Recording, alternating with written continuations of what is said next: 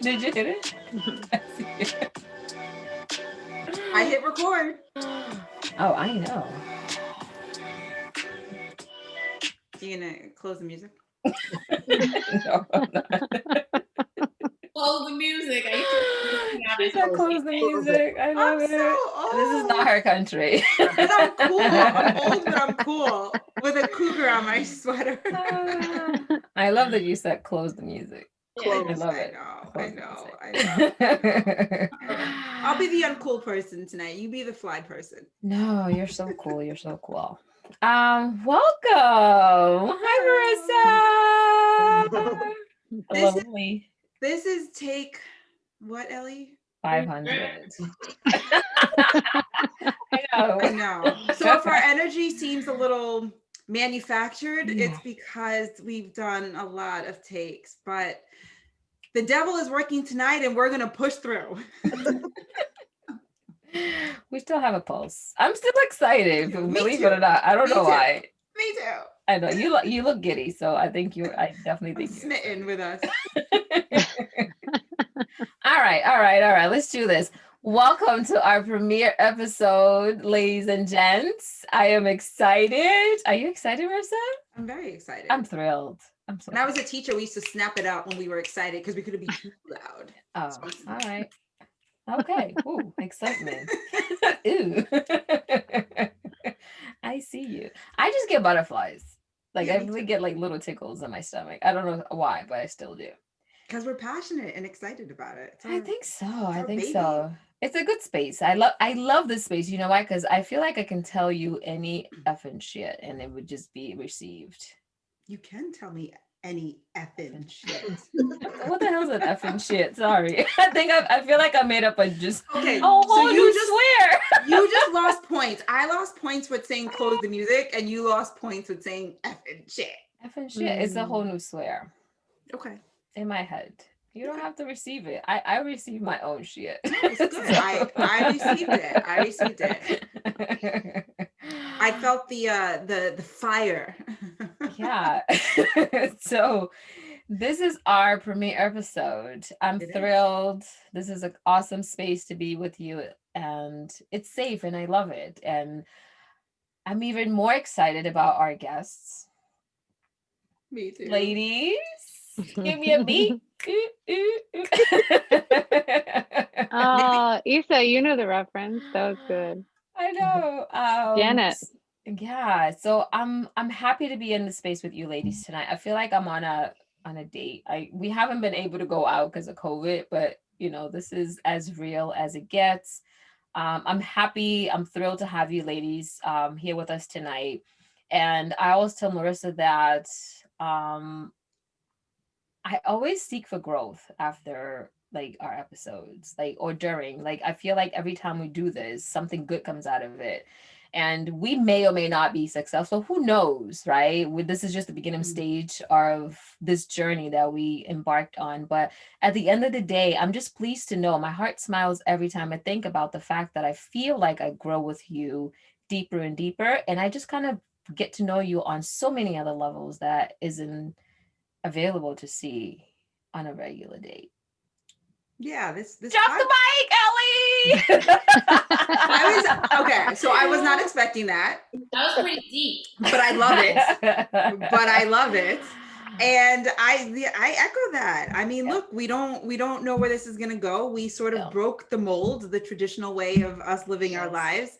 And it's exciting. And I think that's why I sort of get butterflies every time we start a new episode. And now we're launching this new YouTube channel because I feel like for once we sort of have control over what we're doing in our lives. Yeah.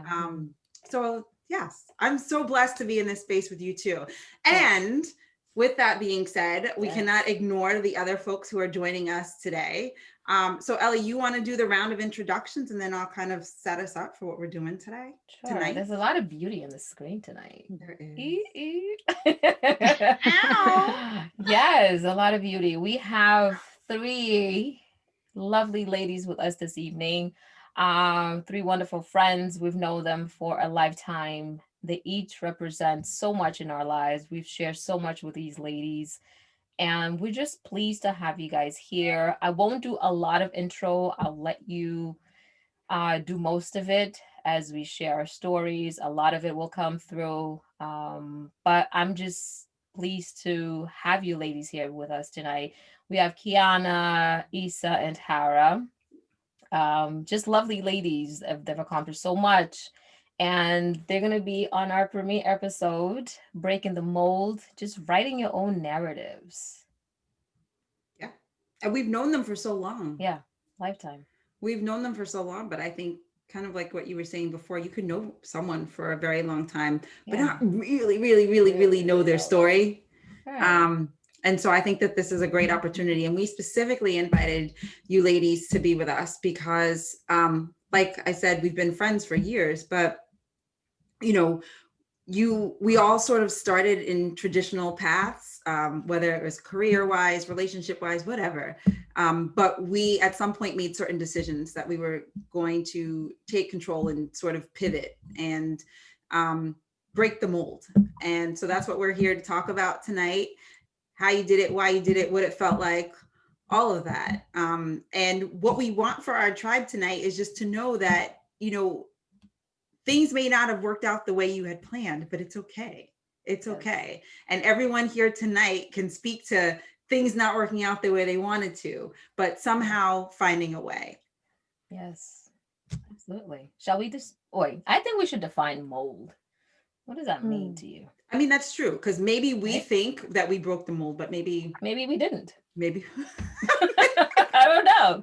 To some people's world, our mold may not exist. That is true. Right? That is true. That is true. Some world may or may not have a mold. So what is the mold to you guys? To you ladies, sorry. Is there a mold in your world? I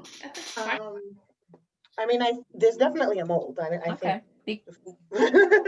Because I feel like we're all very different backgrounds, we've walked lives differently. So in my world, they may or may not be a mold, or maybe you guys, I mean, in your world, they're, it may be different. You know what I mean? It may different. It's different for all of us. So is there a mold in your world? There definitely is a mold. Whether you broke it, I think that might be different for all of us. I don't know if you want to go there, but I would say for me personally, there is a mold that I feel like I haven't quite broken, but that I put a significant, I won't even say a crack in it. There's cracks, I can see my hand, I can see my arm. It's kind of like the butterfly coming out. So the butterfly coming out, I don't think the butterfly for me has emerged because I still think there's growth. But she's definitely, I don't know the chrysalis of the butterfly, but it definitely has cracks. Dropping scientific terms. Okay. Right? Someone's been homeschooling. But there is definitely cracks that I've created, but I am very cognizant and healthy to where I sit right now at my age that there is a lot of growth to go. But there have been molds that I have broken.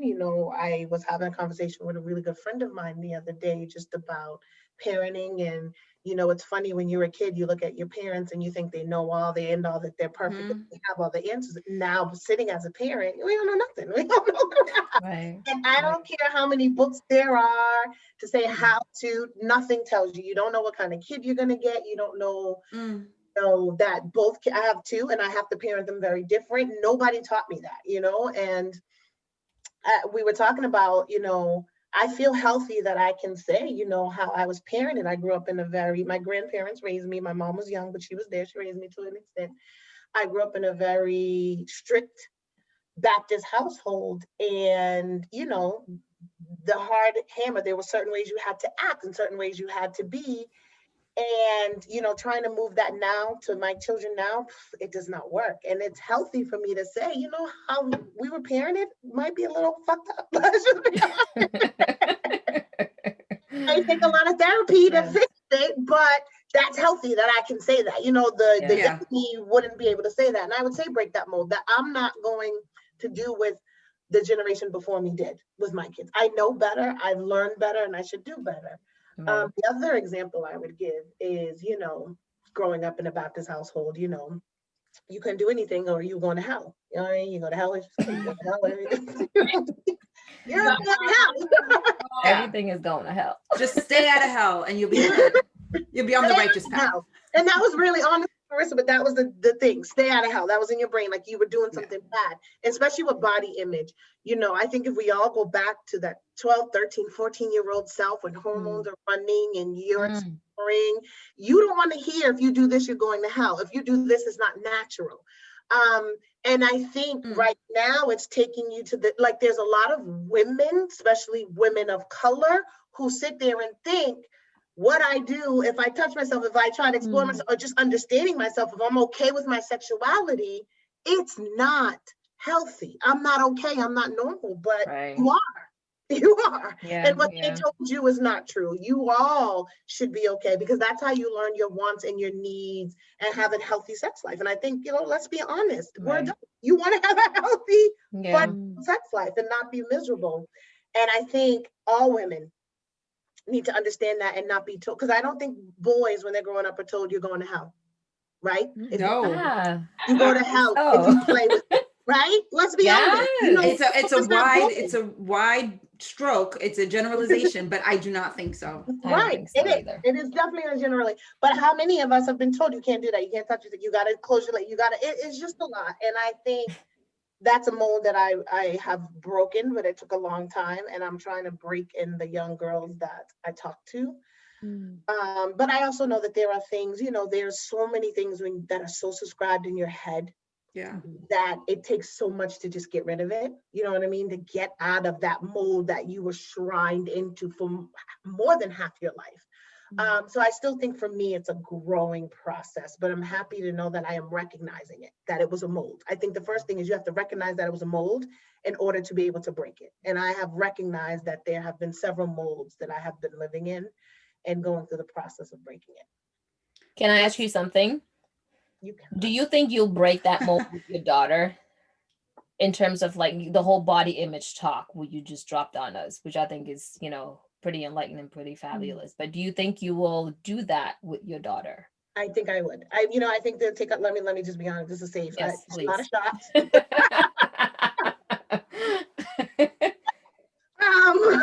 But even before this, she came up, she's growing chest, and she's like, Mommy, the brow is itching, look at, and I've had to have a conversation.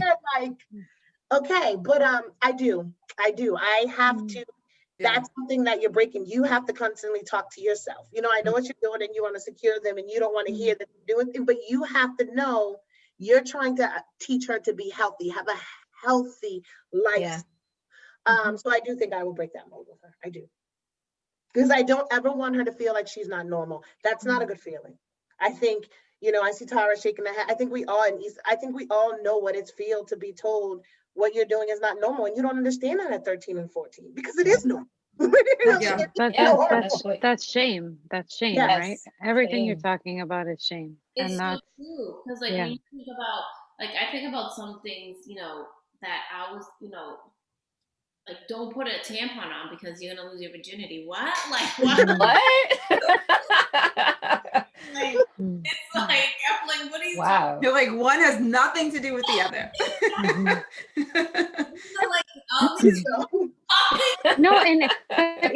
But I'd like to recognize that even in this moment, like we, as I'm 43, but like we're uncomfortably laughing about this, right? And like right, but I mean, like I used to teach sex education to my girls, like my 12 to 15-year-old students, and I couldn't believe how many of their moms said what you said, Issa. And then that's when I realized, like, oh, they really think this is true. They really think this is true. And like, this isn't true. So like, how do you undo years and years and years? And, you know, and we are from different backgrounds, but I grew up in a very similarly shameful, like very, like, you don't talk about it, it doesn't exist. But they did the best that they could. It was not on purpose. They did what they knew. My mom did what she knew and what she wasn't taught, right? Absolutely. Yeah. But I never realized until this moment, and I know we are on take 500, but the intersection of us is very fascinating, because even though we come from very different backgrounds, all of us, there is a complete intersection in the mold we were raised in, like sheer intersection around shame. You something really important there, Tara, is that the key to, like, I feel like we're humans, and we are humans, obviously, but we have what separates us from animals. What separates us from animals is we evolve, and you think and you grow.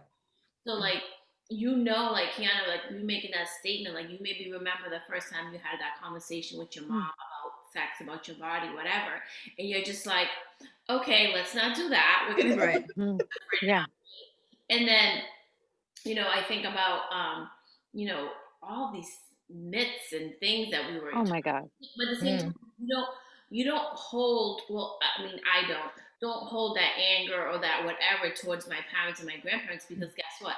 That's the life that they were living in, right? That's what they were taught. So they did the best that they could. And the point of, like, whether you have children or not, this has nothing to do with it. It's anybody that you love, anyone that you're counseling, anybody that you're, being part of their life. Is just, you always want to evolve and do better, different, right? Different. We can say it however we want. But and I think that's how we all break the mold, that we were all, either put in or taught to put in, right?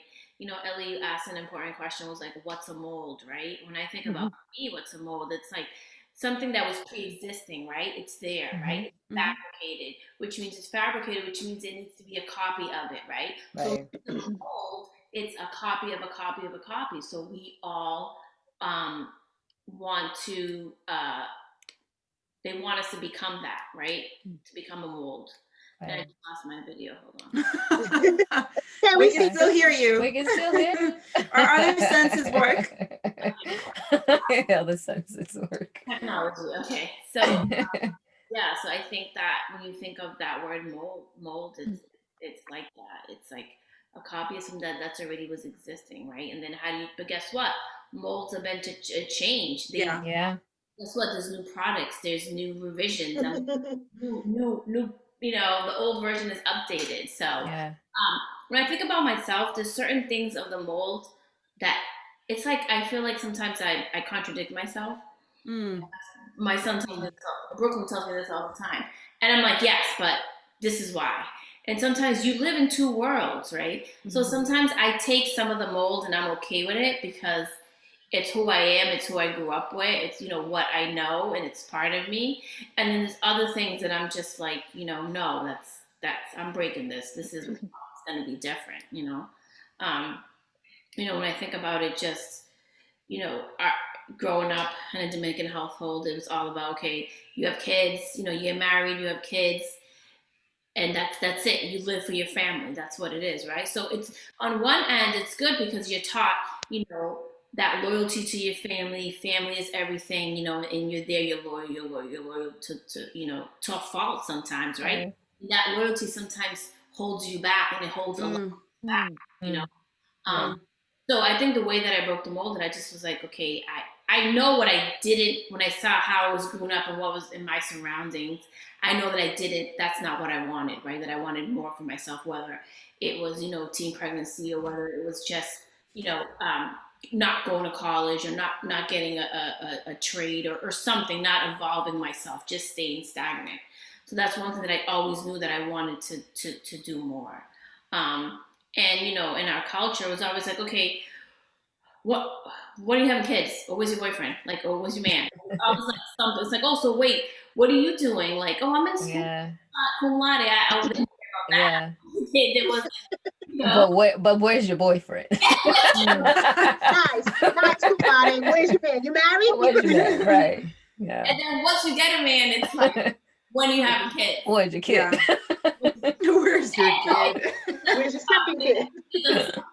Once you have one, it's like, when you having another one.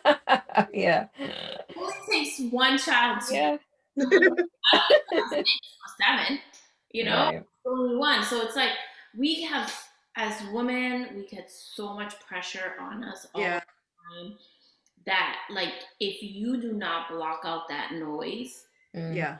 literally you will live your whole life trying to like chase that and not focus the moment, not focus what you're doing, not focus on the great things that you have because you're so focused on like everything else, you know. We had take 100 or 200, whatever it was.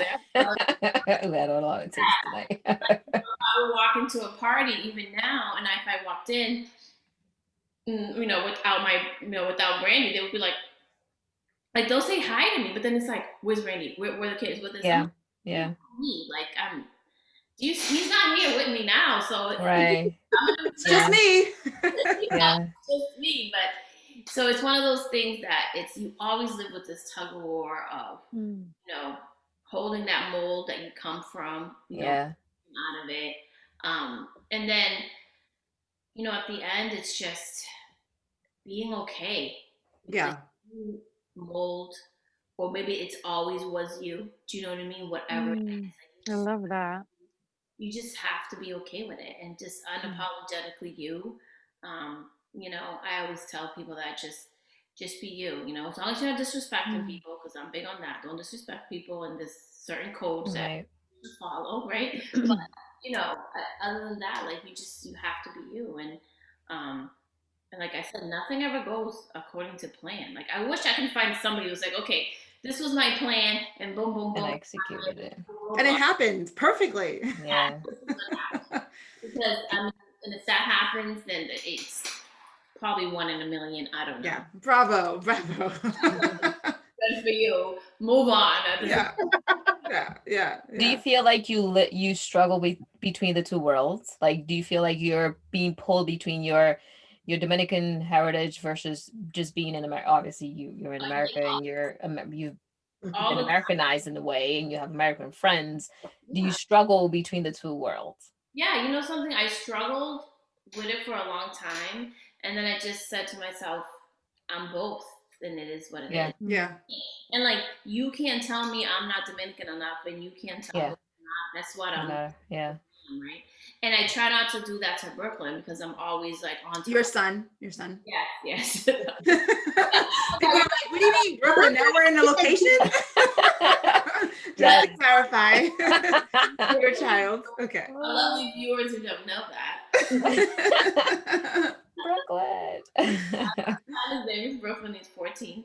And he reminds me all the time, Mom, I'm American. That's what he says to me. Yeah. And I get so mad. I'm like, what are you talking about? No, you're not. Like, but then there's times where like I see him and people ask him, and he's just like, oh yeah, my mom's Dominican and my dad's Cape Verdean, so he'll say it, and certain places where he brings it out and I see it in him. But what I've noticed is that you can't force certain things. You just yeah. So the same way, like my parents and probably forced certain mold on me, and I'm here doing the same thing in Brooklyn, so I have to like sit back and be like, okay. But I feel like, like Kiana says, there's always growth, and Kiana, you said something that really resonated with me was the other day we were like in the house, we were all like talking about our goals and what our goals for 2021. I mean, not really resolutions, but goals. What do you want to accomplish, right? Yeah. And this year kind of was a shit year, right? Like, let's not say it was great. Great things happen to a lot of people, but for the big picture, it was a tough year. And you mean everyone in your household, Issa? Yes. Okay. So Brandon sees a big thing on writing goals and ask everybody their goals, and we're just Oh, that's a cool activity. That is nice. At the beginning, we're just trying to eat and play Monopoly now. You're like, we're in school. We have this thing called Linopoly, so it's actually like the city of Lynn. It's pretty cool. I love it. City of Lynn, that's in Boston, right? Because I'm from New Jersey, so I need to be educated a little bit. Okay. Yes. Okay. City of Sin. That is cool. Anyway, so is it the City of Sin? He's like asking everybody what their goals are, and I was like, oh, first the kids were like, oh, I don't know, but then it's great because they started to think, is it grades? Is it work out? Is it basketball? Like, what is it that you want to do, right? Right. I guess my stepdaughter-in-law, let's call my daughter-in-law, she asked me, she's like, well, what are your goals? And she tells me, oh, she wants to finish school. She wants to buy a house, and she's all this. And she's like, well, what are yours? And I just sat back and I was like sometimes you don't really realize how much you've accomplished already, right? Yeah. And then she looked at me and she said, wow, Issa, you've accomplished so much already. And I sat back and her just saying that to me, I was like, wow, I never really realized that, right? So it kind of just made me like, oh, wow, Yeah. I knew you had 17. It was a proud moment. Accomplished a lot. Okay, well, all right. So what else? We'll try to lose another 20 pounds every Yeah. But do you ever feel like, because I think we're all sort of in the same situation where we feel like if we were to sort of list our resume or talk about all of our accomplishments to other people, people would be like, wow, that's so amazing. You must be so satisfied. But then do you ever feel as though like there's this drive that sort of still wants more, or like you gotten to the point where you thought you wanted to be in life, right? Like you went to school, you got this career, you started climbing the ladder, and then it was just kind of like, okay, I didn't think maybe it wasn't what I thought it was going to be. And so now what? Have you ever felt that way? Like within all of your accomplishments, do you still feel like there's more to do, room to grow, or like maybe a different direction? T, you want to take this one first, since me and you and Gavin? Oh, me. Yeah. Tara! I thought you. No, I mean, Well, Tara, before you answer that, okay, and let us have you answer about the mold. Is there a mold that you have broken? Oh gosh, yeah. I mean, there's so many molds. Because you didn't get to answer that. That right? is true. No, I think that there's so much to jump off of from Issa and Kiana. I mean, so much, like from the duality. Like I never, like, you're calling it a tug of war. I kept saying duality in my head of like what we're supposed to be. That's been a book I've wanted to write for a long time. Like I Great feel title. like there are a lot of supposed to be's. You're supposed to be this, you're supposed to do this, you're supposed to act this way, you're supposed to whatever. But I will say in the last few years, I've realized that there's this tug of war in myself of like, well, but you want that thing that you are supposed to be still, and you feel sad that you don't have it. But then on the other hand, you're very proud of these other accomplishments, right? Like you've done things like and I was trying to put a name to it, and maybe you guys can help me articulate it, but I was also watching each of you and thinking, wow, there are so many like similarities in a Venn diagram between us of like, I don't think you can always name the thing that exists inside you. But from when I was very little, I knew there was something bigger for me. I knew I wanted to leave my town. I knew I wanted to go. It wasn't a question. I had to go to school. My parents were a blue collar family. We were going to school, and that's it. But I knew I wanted to leave my town. I knew I wanted to get to New York. I knew I wanted to travel. They didn't put that in me. I did, right? But I don't know where that came from. But there was something that so much of what I also was taught, right, from my family, that was I could do anything, right? Like as a girl, but then that was also conflated with shame around religious practices that we had and raised in Catholicism, right? Whether they wanted that to be or not to be, right? But as back to your question, Ellie, I think I was like, oh my gosh, we always say the mold, right?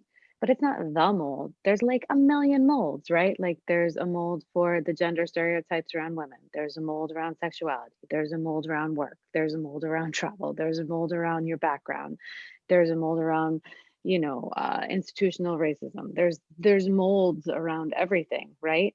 And I think in some ways I always felt a little different, I'd say, like from um friend groups to social groups to whatever, but I always wanted to leave. Like I felt like there was something else out there, like in the ether. So like I wanted to go to New York, where I wanted to travel. And I feel like my mom has said a lot of things to me in my life, where I don't feel like, circling way back to your initial question, Marissa, that I've, in a lot of ways, I feel like there's so much more for me to accomplish. So I don't feel like I'm done in any way. But then in some ways, my mom will say to me, wow, you've done more in your life at your age than I've ever done. Yeah. Or Right. you've done these things, or oh my gosh, you're going to do that, or you're going Right. to move here, or wow, you're going to do this. And then I sit back, like you said, Isa, and I'm like, oh, like I did do that. Or just yesterday, I was having a conversation with a friend, and to be very vulnerable, I was like, ooh, I'm just in this like weird, sort of like maybe we all are, a little bit depressed, COVID, end of year, both reflective on the positives and the negatives, but just like, I want to be with my friends. I want us to cram into Ellie's house. And Ellie and Sean, her husband, traditionally have a big New Year's party, and I all want us to be there. And that's not what we're going to do this year. And, just the space, right? Where I was like, how do I get out of this space? And my friend said to me, and I said to her, I have these goals for the new year, but I feel like my highs are really high and my lows are really low. And I question starting this new company. And I feel like I can do it and I can feel it in my bones. And then I just like way back to our take one, the quote I wanted to share was that I've recently written down is like, comparison is the thief of joy, right? Like Roosevelt. And it Absolutely. is. And I've written it down multiple times this week because I'm like, this needs to be one of your commitments to yourself. Like, comparison is the thief of joy. What can you do in 2021 that is more productive, right? So it's like, stop comparing yourself to other people, but innately, like we do, and inevitably we do. Right. But my friend said to me, can I ask you a question? And I was like, sure. And she's like, is there something that you haven't accomplished in your work thus far? And I was like, well, what do you mean? And she's like, every job you've had, every job you've wanted to get, have you gotten it? And I was like, well, no, but then ultimately, yes. And she's like, okay. And did you do the job? And I was like, yeah. And she was like, okay, well, then why are you questioning this work? Like, go do it. And I was sort of like, okay. Like, anyway, it was, and I guess when you think about, I think we've all talked about different molds, and I can relate to each of those molds. But for me too, it's like there's a full circle thing that happened to me this year where like my family, my extended family, and my family is, I could call us all traditional, right? Like we went to school, all the grandkids, we got jobs. We, are in a career path. But not a lot of my family are entrepreneurs. So I thought.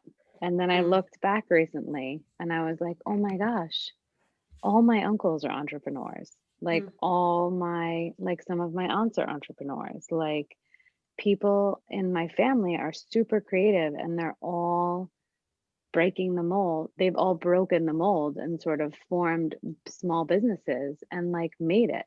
And they're not Right. rich and famous, right? But they're their own bosses. They love their craft, they love their work, and they've made it. And my cousin Right. recently said to me, he's like, I think this year you had your eat home love moment. Moment. And I was like, what's eat home love? And he's like, I don't know, I'm making it up. He's like, but eat, pray, love. Like she went away to India. And he's like, but you came home. And Right. here you are, like with your family, like starting this thing. So I would say that, like, I'm talking about multiple molds, but like, you need to leave sometimes to learn and then come home and then sort of Yeah. go away again, right? But Yeah. I feel like there's a lot of reminders of um, that tug of war that Issa talked about. And also, like Right. Kiana talked about, that sort of like, oh, like, how do I marry? No pun intended, like how I was raised and what I love with what I don't want to do anymore and bring that into like a sort of new world practice for myself. And it's super hard, but I'm trying. Like we're all trying. And like I love that you said, Isa, like you have to stay like being you. And it's super hard to do sometimes, but like, whew, like going into 2021, I'm like, lean into it, like Right. stay who you are, and like, you know, try to change some practices and, you know, not compare yourself in some ways. Yeah. I guess. How did you, so there's this quote that keeps like coming up in my mind, and it talks about protecting your confidence. I was listening to another podcast today, and it was talking about just protect your confidence. And I think about how many times in the past I hadn't, because I was trying to fit this mold. And as a result, I think I compromised my confidence. And so like, I think in my 40s, I've now slowly started rebuilding my confidence. But I'm really curious, and Tara, I think you sort of alluded to it. I don't know if you could quite put it into words, but how did you know? Because it seems like one of the things you all have in common is that you knew you wanted more. So like, how did you know you wanted more than what the mold was offering you? Like, did no one sat down and talked to you and said, look, you know, you might want to do things differently? So how did you actually know? You were just bored. I'm just kidding. I don't think you do. I don't think you do. Like, if I had to make a guess, and like I feel like I know Kiana and Issa well enough, but like I know I'm gonna just name an anecdote. Like, I remember being in high school and being a senior and talking to a teacher and saying like, I'm gonna go to BU and I'm gonna be a teacher and I'm gonna move to New York and I'm gonna like teach in the Bronx. I don't know where I got that from. I just wanted to. Like, I wanted to go and I wanted to be a teacher. And I remember her vividly being like, you're not gonna make it. And like, I don't know, it's that little voice. Why do people do that? But it's also that like little Jiminy Cricket like example where you're like, someone on your shoulder is like, yes, you can. Like, yes, you can. And I remember like I rebuked her a little bit. Like, I was sort of like, at first I questioned her. Like, I was like, why? Like, what do you mean? And she's like, oh, that's a terrible life, or that's whatever. And I had multiple people say that to me, multiple people. And I just was sort of like, and I guess it was about like, I don't know if you want to call it dream crushing or whatever you want to call it. I think it's I don't know, Marissa. I love that you said, why do people do that? Because I don't understand that either. But I don't know. It is an innate thing where you're like, no, I know that I can do this. But I don't know how that fully connects to your question around like protecting your confidence, because I love that, because I feel like there is that barometer, that heartbeat where like, you know, there are other moments where people just straight crush your dreams and you're like, I didn't expect you to do that. Like, I didn't need that right now.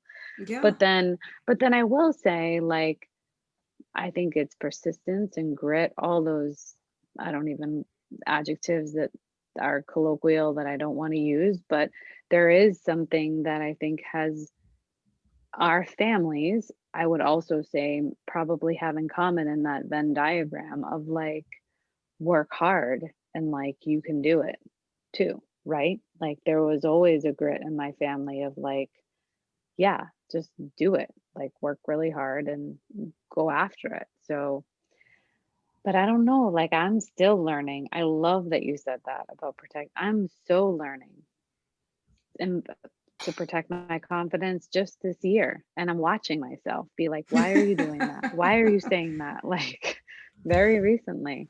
Yeah, I mean, I asked that just because, you know, whenever I think people sort of break the mold or put a crack in it or whatever, I feel like there are always naysayers who are like, no, just stay where it's comfortable and good. And, you know, where we've been, you know, stay for your pension, or like stay because, you know, you have a stable family, or like you know, you're in this relationship, or stay because, you know, it's consistent and it's predictable. And I just think of all of us, and at some point we were like, no, that's just not for me. And, you know, in some ways you sort of have to protect your confidence, because if you sort of let other people guide you by what they want for you, then where do you end up? And so that's just the only reason why I asked that question, for other people who might be thinking about, okay, maybe I can do this, but I'm scared because I've been taught I can't, or like that's me veering away from tradition. So, if they're looking for some sort of, I don't know, acknowledgement or some sort of like encouragement, like how did you know that you couldn't be where you were? For me, it's very similar to, like, there was a voice, and there was no reason for me to leave my predictable life. Like, there was just absolutely no reason. I knew what my schedule was going to be. It was going to allow a great balance for family time. Like, I had gotten to where I needed to be, and it was just like, I got there and I was like, okay, well, this still doesn't feel completely satisfying. And so I knew at some point that I was going to have to stop listening to other people, or just take in what they had to say, but not let it deter me and not let it chip away at me thinking that I can do something that was bold, that was not predictable, and that was not safe. So that's kind of where that question came from. Yeah, I think that we all have, what makes us all amazing is you have that internal motivation, and not everybody has that. Some people are just, and it's okay. Like, some people just want to be, just go. Yeah. You have that little voice, like you said, that little, and I think it happens multiple times in your life, right? Yeah. So the first time it happens, it's like, when you become an adult and you're making your choices, whether that's in high school or not.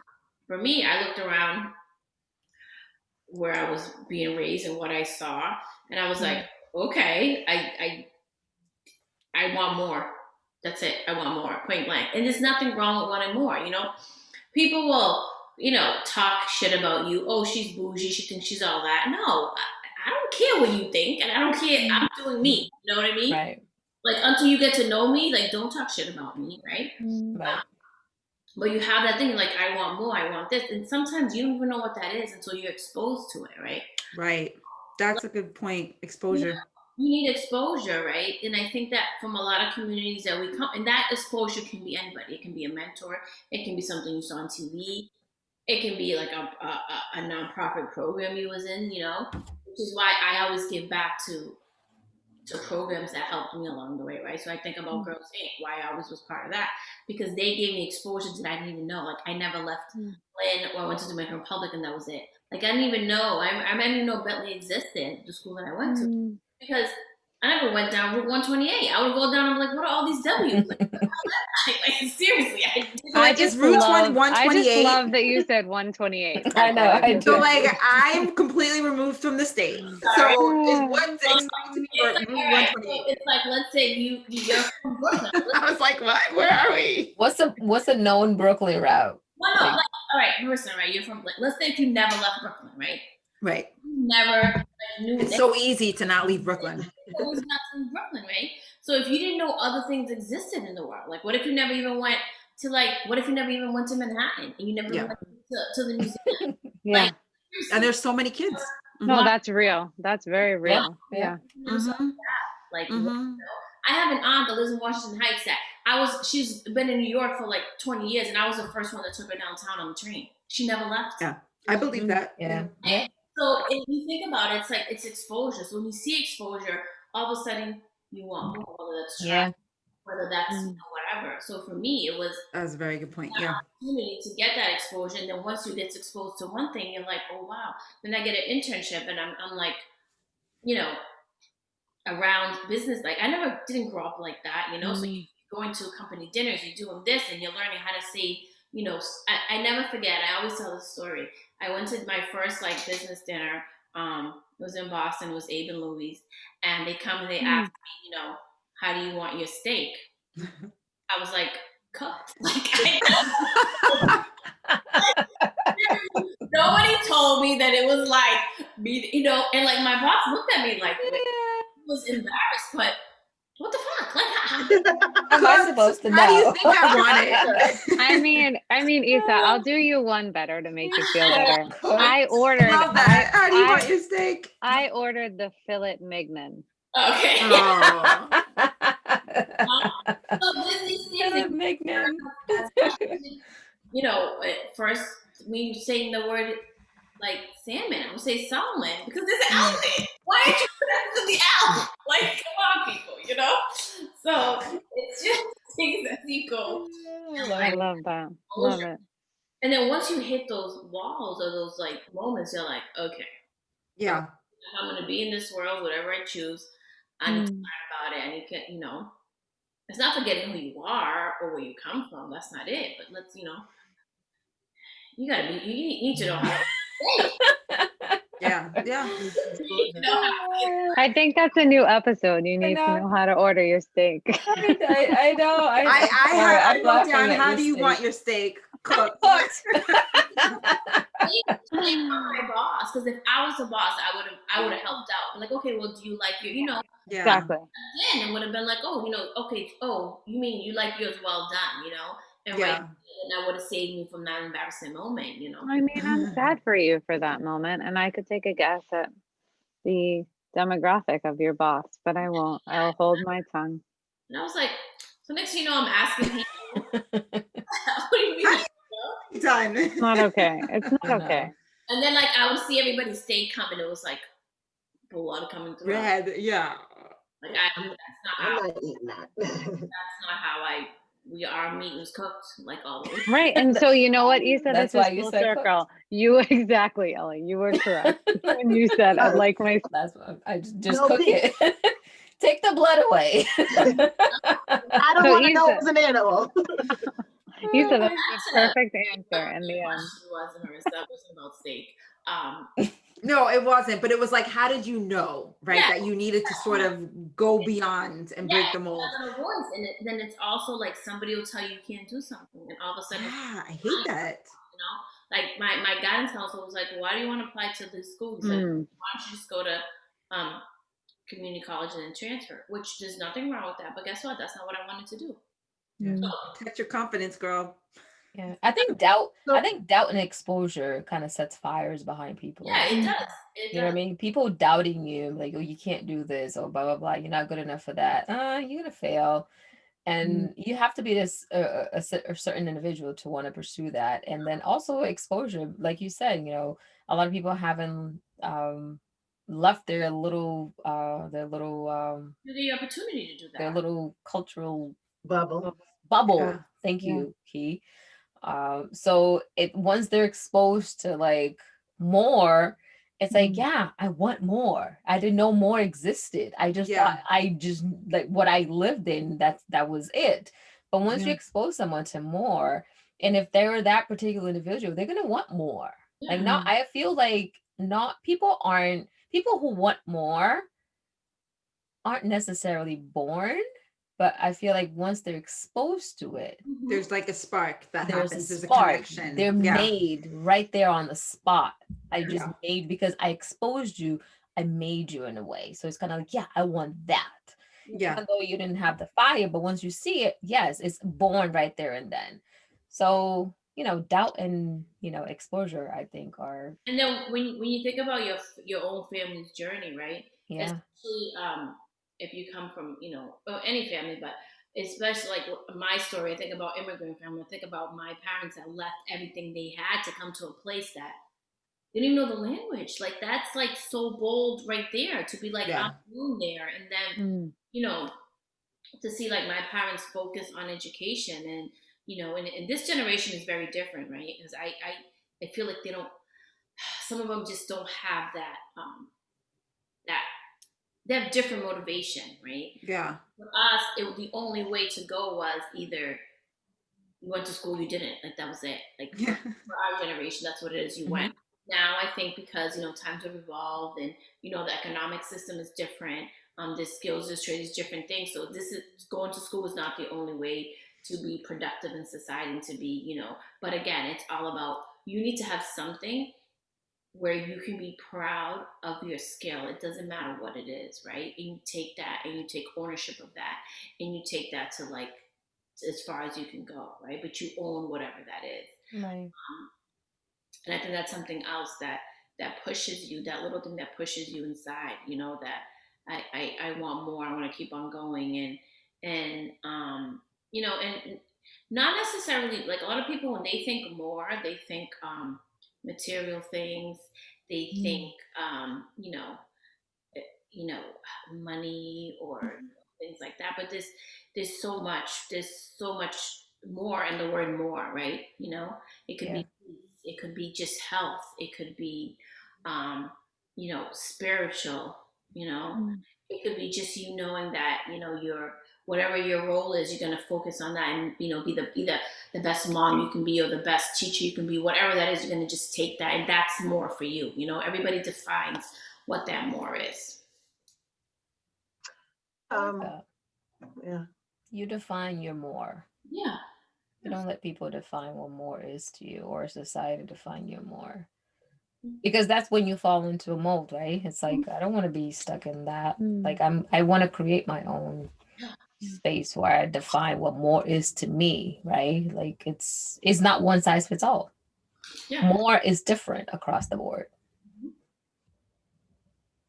I was just going to jump in on the protecting the confidence and kind of go completely different route a little bit from me. And Tara, that when you said it, I would have said, I wouldn't have defined it as protecting my confidence because I don't think I would have said I was confident. Just keep it real. So I would have never defined it that way. I would have just defined it as, I think Issa and Ellie hit on it. When somebody doubts you, for me personally, I'm defiant. Now I'm going to prove you. But it didn't mean that I was confident that I could do it, that I knew that I technically wanted more. You know, like Issa, I grew up, not in Lynn, but I grew up in a very, let's just say, they call it hood, you know? And I grew up in Dorchester, Mass. So, you know, but I grew up with a family who was like, you know, education was big. My grandfather was very staunch on, you know, he knew that there was computers going to be coming out or something. Like he was very like, I want you to he knew there was going to be computers. he was like he was in tune. Yes, he was very like into our education. So was my grandmother, so was my mom. So that was never a thing. You know, I knew school. I really wanted to go to school like Issa. I didn't know what the hell Bentley was. I was always told that I was going to be a lawyer because I was always running my mouth. So I kind of, and I just knew, I would argue to the day, even though I don't even know what I'm arguing about. You could be wrong. She's still arguing with you. Like, why are you arguing? I don't know. I'm just going to argue with you. I knew that outside this bubble of Dorchester, I was going to do more. And the more that people said, you can't, you're going to get knocked up early. That's not a path that people from Dorchester take. You know, I'll be honest, I didn't know. I went to school from primary school all the way to third grade in Dorchester, in Boston Public Schools. And when I got fortunate to go into the MECO program, which just buses you out into the suburban schools. And when I got there in fourth grade, I realized everybody in there knew their multiplications and I didn't, as we called it back then, times tables, and I didn't. So there was not confident. I wasn't, you know, and like Issa said, you get into this predominantly white school, you realize the education system at a very young age is different. Then you go home and the people in your area, you think you're better. You think you do this, you think you're smarter. And I grew up around the time there were a lot of gangs. You know, I was 1 foot away from being in a gang. And I think the fact that people said, you are dumb, you cannot, you are not that type of person. It was the defiance in me to say, oh, but I can't say that there was this breed, although people would probably largely say two things. I perceive very confident and perceive to other people I'm intimidating.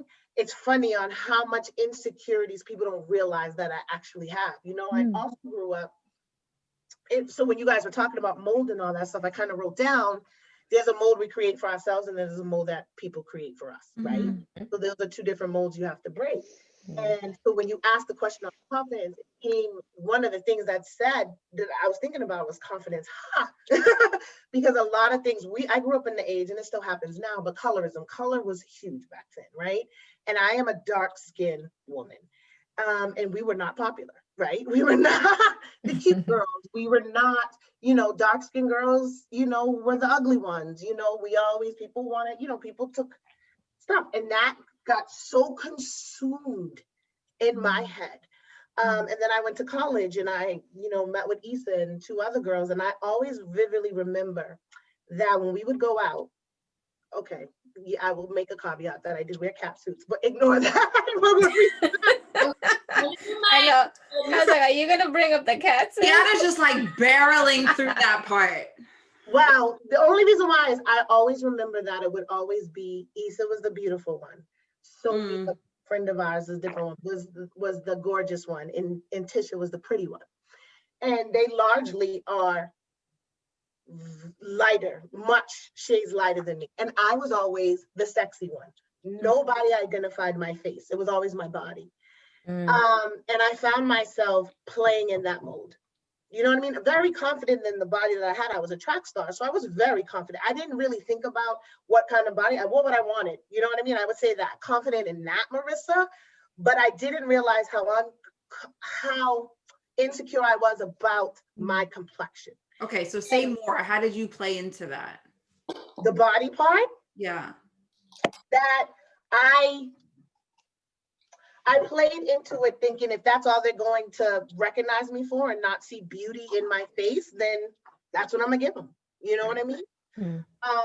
And I didn't realize that I was playing into that. To me, I'm confident in my body. I have a cute body. True, but I also played it up too. You know what I mean? Played it up he's a stupid. You know what I mean? Because I didn't think. 4 years. I know what her body was. Yes, I didn't think that if I gained weight, that they would ever say I was beautiful like Issa. I was pretty like Tisha. I didn't think my body, I kept it tight and whatever because I felt that's all I had. Yeah. Because of the skin. So it's just funny that you say confidence. So it was a little, I would say, just for people out there, even if you're sitting there going, well, I don't know if I have that confidence, it's okay. It is whatever you. I think all of these women have talked about, there is a spark. And whatever it is that's driving you, that's the spark that you listen to. The rest will come. Do I still have issues with my color? Absolutely. You know what I mean? Absolutely. I'm still the dark skinned one. You know what I mean? And it still messes with me. But the rest will come in. I am definitely more confident in who I am, what I look like, what I have to give. But there is a journey that you go through, but I think it is that spark you listen to. Whatever is that drive, whatever it is, whether it's exposure, doubt, defiance, confidence, whatever it is, listen. You ride it. Ride it. Yep, listen to it. And just to give more context to the quote that I had heard from the podcast, the protect your confidence piece was more so along the lines of being an adult and making sure, right? Because like in 4th grade, absolutely, like no one has confidence in 4th grade. You're trying to figure out who you are. You're trying to figure out your identity. You were just following directions in 4th grade. But as a 40-something-year-old, not putting yourself in situations any longer where you have people who are kind of like, you're not, like, that's not going to work for you, or you probably shouldn't take that chance, or you have a family to look after. Like, what are you thinking about taking that chance? Like, that's probably not a good move for you, in the sense that you have a better idea. You're not fully self-actualized, but you have a better idea of who you are. And it's almost like that football player who's like going through the other players that are like playing offense, right? And like going through those other players who are coming to attack you. And it's like, boom, boom, boom. Not saying that it's going to be like that every time where you ping them off, but like understanding the company that you keep and surrounding yourself, not with the people who are your yes men or yes women, but knowing the people who are really fully in your corner versus the people who are trying to get you to fit their molds. So that was sort of the context in which that whole protect your confidence came from. From what I gathered, it wasn't sort of like everyone is confident and stand in it, because like you, Kiana, have a lot of work that I still need to do. But it was kind of like knowing what you know now, like, yeah, those other people, they need to just go somewhere else or just quiet them down, because they're not feeding into you. They're not feeding that positive energy into you or what you need to hear. Yeah. No, I figured, but because we took the route on hearing the voices young, you know, Tara was talking about when she was young and going to college, and Issa's talking, I wanted to back up to say we don't expect. I think that's super important. That's really important. That's really important. But right now, today, we're breaking molds left and right, because I'm not hearing anything you say. I am a lot more confident than what I was when I was. Aren't we all? Aren't we all, girl? But it would be fascinating to like understand both.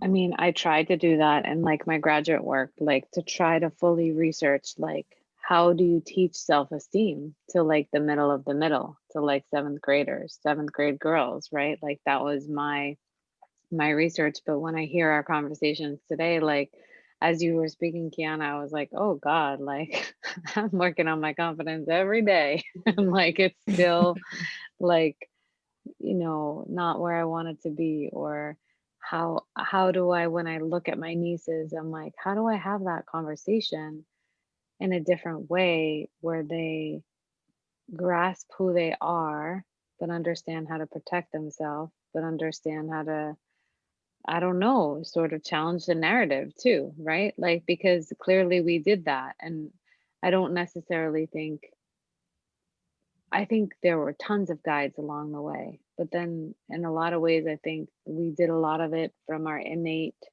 sort of voice that you were talking about, you know. And like I was a fighter too. Like I was fighting back with that woman. And then I was like, oh, what's teaching me to do that? Right? Like, why am I in an argument with this nice teacher at my school that's like, you shouldn't do that? And then I was like, because I was mad. I was mad. I was mad that she was like, no, don't go do that.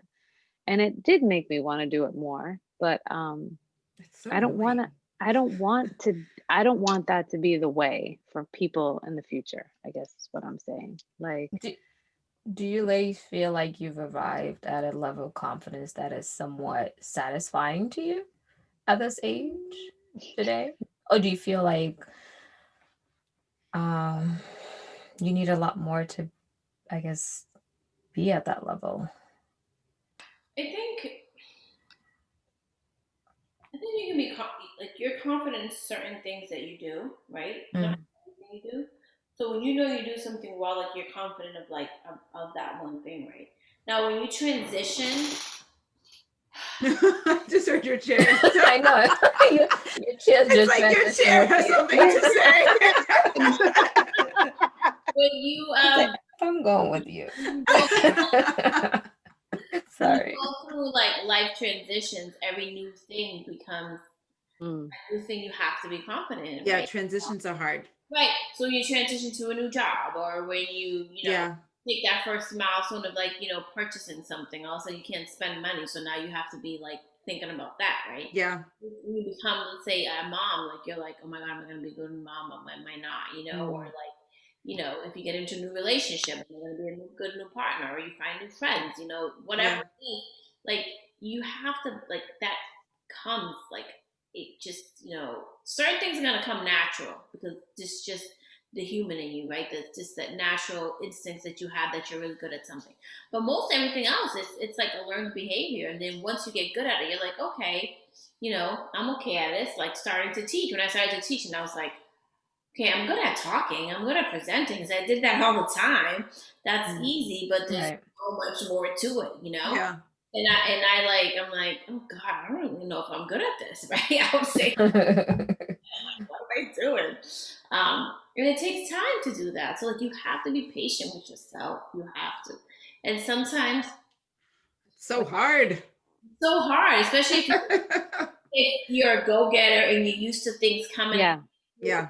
when you get it, and then you do this transition, and you're just like, okay, why isn't this coming to me? Like, what is going on right now? Why am I such a hot mess? Like, what's happening to me right now? Yeah. You know? So I feel like you have to have patience for your confidence to come, and then sometimes you just do it. And every time you do it, you're still not 100%, you know? Like when you started off, you're still like, you know, like Ellie said, every time you start the podcast, you have a little butterflies in your stomach. That's being a little nervous, right? That doesn't mean that's not 100% confidence sometimes, because you're kind of like, you're nervous about it. But once you get into it, guess what? You come out, you guys come out, it happens. So I think that people, what they need to really take away from this is that, confidence sometimes is built, it's earned, it's you know, it starts within you, but sometimes it doesn't happen right away, and that's okay, because we all have to work at our craft, you know. We all have to study what it is that we're doing, what we love, especially when you're doing transitions, you know. Yeah. And many of us at this age, especially at 43, we're in some type of transition. It's so crazy, right? It is so crazy, because I thought, honestly, when I was in my 20s and 30s, I didn't anticipate having transitions in my 40s. I just, like, it wasn't something that I thought about. I just felt like, okay, so in my 20s and my 30s, I'm working my way up to something. I don't know what that something was. Well, I sort of did, but it was just kind of like, okay, when I get there, I'll really think about it. And I have to say, as challenging as my 40s have been, I love them. I love them because I know, I'm like, I know you are. Like, I love Wait, does them. she love him? Do you really love it? Okay, so Issa obviously feels the opposite. Issa's like, no, thank you. But I actually feel like this is the one moment, Issa, and everyone else, obviously, but like, I feel like this is the one moment where things have not come easy. Like, it's not scripted, and I'm writing my own story. Like, I feel like my 20s and my 30s was all about going through, okay, so fine, I finished my bachelor's in my 20s, right? Okay, ding. And then it was just like, okay, so what? I'm going for a master's in my 30s. Ding. Okay, I got a career. Ding. Like, I moved up the ladder. Ding. And then my 40s, it was just like, had a child. Wanted to do something on my own. Like, it feels, I honestly feel, as chaotic as it is, and this is going to sound so bizarre, but as chaotic as it is, I feel the most in control now, because I'm actually listening to myself versus listening to other people. And for the longest, I mean, that's how it was. It was just like, you know, again, we talked about our different molds. And for my parents, immigrant parents, and it was just like education, education, education. We don't care if we are going to go in debt, but you are going to go to I don't care if NYU. you have a heartbeat. We don't care. Like, if you get into NYU, like, all our prayers will be answered, because we knew we came to this country for a reason. And it was Education. yeah, right. It was just education. And you know, it was just like, do things that, don't worry about challenging yourself. Just do things that you're good at, because, you know, that will take you and to the next level. And it wasn't that. And so I'm just, as complicated as my 40s have been, I feel like I've been the most awakened and alive. And like, I don't know what's going to happen. I honestly don't know what's going to happen. And it's sort of okay. It's sort of okay. And I knew I wouldn't have felt like that in my 20s or my 30s. Like, I just didn't feel like that. I needed schedule. I needed predictability. So I don't know. You're like the opposite of what other people are gonna do. Yeah. They want like predictability and schedules in their like 40s, and you're like, nope. I know, because I had it, and I was just like, You thought it's the other way around. It's not perfect when you're scheduled, and it's like, it's just it's okay if it's not what you thought it was going to be. That is the message that I think people need to hear, right? Like, that is important. Yeah, there's not, you know. There's no schedule to follow. There's no plan. If you have a plan, rip that shit up, bro. It's not. Get out the plan. You curveballs and you have the plan. I would say I actually half agree with Marissa minus this. I think I'm satisfied in the confidence that I am gaining. You know, I think so much of my life, you know, I think we all can understand that imposter syndrome, right? That you are in this thing like, what the fuck? What am I doing here? They're like, That am I really here? Yeah. Forgetting that you went, like you said, you got your bachelor's, you got your, you know what I mean? I got a bachelor's. I went to law school. I got a Juris Doctor. I'm an Esquire, and I'm still sometimes like, what the hell am I going to be? Why am I questioning myself? And in my 40s, relatively in a year or so, I'm like, no, I'm a boss ass bitch. I worked hard for this. And that's a lot for me to say, because I was always looking for the acknowledgement from other people. The validation. Yeah. The validation. And now I don't care, because like, it's funny, Ellie said this. So like Issa and I, we're professors and we teach. And I was thinking, whose brilliant idea made me a professor? I was a litigator. I was in front of judges. Whose brilliant idea? And I got in there not knowing. And throughout my career, I'm being a professor, I'm like, what? You know what? You're good at this. You're good at this, Kiana. And I still get butterflies. Every semester when my class starts, I get those butterflies on what those teachers, and that lets me know, one, that is something that I'm enjoying, because Ellie, you said this perfectly. You love this, you're excited, so you get those butterflies. It is, I'm enjoying this. It is my realm. When I'm in there, I know that I'm in my space, but it doesn't, but I know that I'm going to reach this level that I want to be here when I get in front of my students. And I don't, you know, they're paying their money, or their parents are, whoever it is, that I want to be here. And before that, I thought the butterflies was, what the hell are you doing? You're like, run away from the butterflies. You get butterflies, go the opposite way. Yeah. Let's run away from the butterflies. Run away. Yeah, no more looking for validation. I am homing in. That's protecting your confidence. It is. Now that, yes, that is. That I'm not looking, I know what I'm good at. I know that I can do certain things, but that took a while. It took, this literally hit me a year ago, and that is the 40s, because you said, Immerse, I'm listening to me. I don't need to hear all that else. I'm listening to me. You can't tell me that, you know, when I facilitate these diversity, equity, inclusion training, that I'm not good at it. I know that I'm not good. I'm still learning certain things, but I know that I'm good at it. And for me, it might sound cocky to other people, but that has been 41 years, I'm 42, 41 years of me being able to say that is unheard of. Because I always felt like somebody else was smarter than me in the room. Somebody was more accomplished than me in the room. But I also had to recognize, I don't care if you're smarter or not, you didn't work harder. You didn't work harder than me. I worked my ass off where I had to be, and I deserve to be here. And that's 40. You know what I mean? And don't you believe though that like those butterflies too are like the space between like knowing that it's right, but also that you are challenged, right? Like absolutely. I think that like I think that when I look across us too, like that's another common denominator of like you don't want easy either, right? Like we would be bored with easy, and like even though like we could have had easy.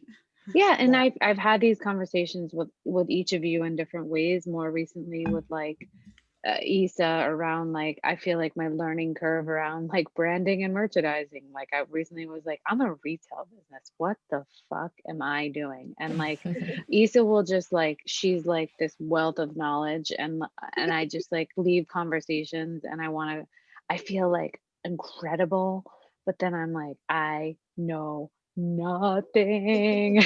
And then like I always tell you, you know one thing, you know your brand because that's you. That's what you did. No one knows you. I'm not going to teach you that. You know. No, but my point too is like watching you and dealing with you as a mentor, having Kiana as my lawyer and a mentor, having Ellie and Marissa as friends and like full confident, like confidants. And no, you're more than that. Like teachers, like I mean, Marissa's more than a cheerleader, Ellie. Yeah, I cheer. No, that's funny. Marissa's like, I'm more than a cheerleader. But there is something that lives in that space, right? Like I don't know about you guys, that space between the butterflies and the work hard and the whatever that like. I don't like sometimes like Issa, when you were like nodding, you were like, I don't know, maybe I could be a little bit bored or whatever, settled. Like I sometimes feel like that. But then I realize in those moments where I'm like the most challenged, you come to life and you we're want to all chase teachers. it. Yeah, you sort of want to chase it. Yeah, You and know every what one it of us is like a teacher. Yeah, but it's also like we're all teachers too. Like I've been a teacher, Marissa's a teacher. You guys are professors. Ellie, you're a teacher. You're this brilliant fitness instructor, nutritionist that like teaches in the spaces too. And it's like, there's something in there that's also like, I don't know. I don't know how to name that thing, but like we want that thing, right? Like that's how do you feel elevated, but to continue to grow, like you said, Kiana, it's like, how do you keep, like for me now, I'm like, okay, I knew a little bit about a little bit about small business. And now I'm like, oh, maybe I know like a quarter. I have like a long way to go, but I'm like, okay, I can keep chipping away at it and see what happens. Think about it. Last year, you didn't know anything about it. That's true. So it's like, you know, Mm-hmm. and I think that we all want to be satisfied with something. It doesn't matter what. I mean, And also, I would just say too, again, this is that, what did you say? Comparison is the what? The thief of joy. That. But I'm about to compare. Issa and I had my own firm. I started that. Issa started her own. What kind of firm, Kiana? Law firm. Sorry, I apologize. I had my own law firm. Issa had a whole salon. Do you think that we were like, ooh, we noticed? When I started that firm with Sharon, I was like, we were a year out of law school. Okay, we should have been continuing working to our little small firms or big, medium firms. But we were a year. There was so much I didn't know, but I learned as I continued to do it. But I knew I had that drive. I can tell you right now, I'm gonna speak for Eva and say she know a damn thing. But like running a salon about doing it. But guess what? When I went in, she did my nails flawlessly. That is a learning curve. You do not have to. This notion that, and this is a woman thing, that we have to know everything when we get into it. Marissa and Ellie, starting this, I can tell you, because I've been a lawyer for them, they know a damn thing about podcasting. Hey, just kidding. No, we don't. We did it. Yeah, this is why this is take what, 500? You know what? Cut. Let's do this again. That's what it's been about. No, wait, you guys, wait. Cut. Oh, you guys should get one of those. We're like, thank you so much for recording for 3 hours, but this didn't take, so we're gonna have to run it from the top. See you tomorrow. It's like, what the fuck? Yes, no. Yes, you're learning. You're learning. You're continuing to learn, and you got to be a sponge. And you just have to go. This year, I know more than what I know, and I know that Ellie and Marissa on this journey know much more than when they started day one, right? And yes. And I think even separately with their job, with Ellie and her fitness business, I mean, both of them should be life coaches too. So I just think that we have to, patience. I don't know who said it. Was it Issa? Patience for ourselves. I don't know who said Patience for ourselves and understanding for ourselves that we don't have to know everything, because we're going to be okay. As long as we're that sponge and we have that drive and you listen to that little person in you, continue. But don't think that, please, that was a growing and I would say, when I look back, that my law firm was pretty successful. Did it become a giant one? No, but guess what? We never went underwater. We made the little bit of money we did. We all were successes in certain ways. So just be careful with that. Just be careful with that little devil inside your head. Yes. That I got to learn more, that I don't know enough. You know what you know. And that is your brand and who you are and what you want to do, and that this is a passion. Yeah, that is absolutely encouraging. Yowzer. I know, but so good. So good. So good. In so many ways. So heavy, but really good. So I have another question. Sure. Ellie, I don't know if you have one that is burning inside of you, but I have one. So I'm going to let you go first. If you don't have one that's like coming out of you the way mine is exuding. Yeah, no, you do the honors, please. I don't think he really wants you to go first. Okay. I don't think she does. That was a setup question, wasn't it? That was passive aggressive in so many ways. Girl, go for it. Okay. So this was actually Ellie's question, but I really want to ask it. Was it really? It was Okay, one of the ladies. questions that we discussed, but I really want to ask question. it. Do you need a drum roll? Ellie's question that now turned into Marissa's question. Okay, so what's an example of a time that something went wrong, but it actually turned out to be the best thing that happened to you? Oh shit, I got a lot of them. My life. Issa, I guess Issa's starting. Listen, Kiana, I have one song. So this is my husband's like favorite movie. I think it was Rocky 4, and there's a soundtrack that goes along with it, and the song goes, "There's no easy way out." And Kiana, you're taking the easy way out by saying that. So I'm gonna go to Issa for that answer. Okay. It can't be your whole life. Wait, repeat the question again. Just repeat it. Yeah, repeat. Okay. So what's an example of something that went wrong, but it actually turned out to be the best thing that happened to you?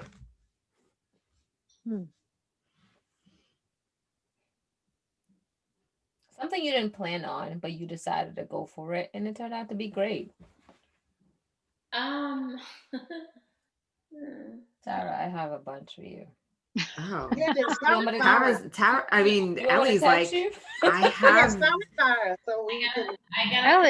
Ellie, why don't you answer for me? I like You know what, Tara, that is a great idea. Ellie, would you like to go answer your own question? All right. I like I love how you just twisted out on me. But wait, repeat the question. Repeat your question. Okay, I'm just joking. Here we go. Do you need me to repeat the question? Yeah, I do. Happy to. Okay. So, what is an example of something that went wrong, but actually turned out to be the best thing that ever happened to you? Well, it's okay. I had something for Tara, but it's not necessarily something that went wrong. It didn't go wrong. Okay. Take it however you want. I won't be offended. Just flip it however you want to. So, for you guys that don't know, right? I don't think it came out clear what Tara's doing for life these days. Wait, is this about Ellie or Tara? Yeah, no, I'm answering for Tara, right? I thought you guys said I can't answer for Tara. No, go ahead. Go. Do whatever you want. It's your show. It's your show. But I wanted to say that it's not something that went wrong. Oh, I got one for Issa. Wait, are we doing one for each? Yeah, maybe. Okay, so we can flip it. That's fine. So, eye contact. All right, so for Tara, it's not, I know you guys keep interrupting me. It's not that it went wrong, right? I think it was something unexpected. And I'm only sharing this because I was a part of it. And I really love the story. And I really want to be in your shoe. But I'm not in your shoe, but I'm going to share your story a little bit. So Tara and I went on vacation to Portugal, 2 years ago? 2.5 years? 4 years ago. 4 years ago? Oh, it's 4 years? Yowzer. Wow. Okay, 4 years ago. I'm that 4 years younger. All right. I am only 34, guys. Sure. Look at Issa. I'm going to drink to that. Issa's like, let's toast to the lies. I thought it was 38. I guess I'm 34. I drank the whole bottle with you guys. You did. It's okay. We might have to take a break and then go. Look, Ellie. Look. Oh my God! Look at that bottle. Is that from Portugal? It's gonna tie into my story in a little bit. Did you get that in New Hampshire? I did. No, Wow. Massachusetts. Oh, Massachusetts. Just say Portugal. Say Portugal. That all makes sense now. But so Tara and I went on vacation 4 years ago. And I witnessed Tara falling in love with Portugal. And this is one of my most exciting stories to tell, only because I kind of saw, being an outsider, I saw it happening. And I don't know if she realized it at the moment, but I saw it. I saw her falling in love with being in a new space, in a new country, new culture, everything new, right? And I knew that she loved it so much. And she came back home and she literally wrapped up her life and moved there. So I knew at the moment when it happened, it was a nerve-wracking situation, right? And her recognizing that she actually loved this space and her believing in herself that she had the willpower and the stamina to make it happen. You know what I mean? So it was one of those things that it was like, oh my God, like I love it. I can see myself here, but do I have the stamina to do this? The confidence. Can I do this? The confidence to do this, right? Being an outsider, I knew she could, right? Maybe I wanted her to be able to. Maybe as a friend, I was just, again, a cheerleader. Like I wanted her to be able to do this because I saw her in that space. I saw her fitting in perfectly because I've always thought of Tara as being just, I don't know, so adaptable. I think she adapts to any situation, anything. I think she just does really well altogether, right? So just being able to see her there and being able to witness that with her, I was like, oh my God, in my heart, I felt that she could, right? I don't think that she realized that at the moment. Maybe she did, but I didn't feel that she did, right?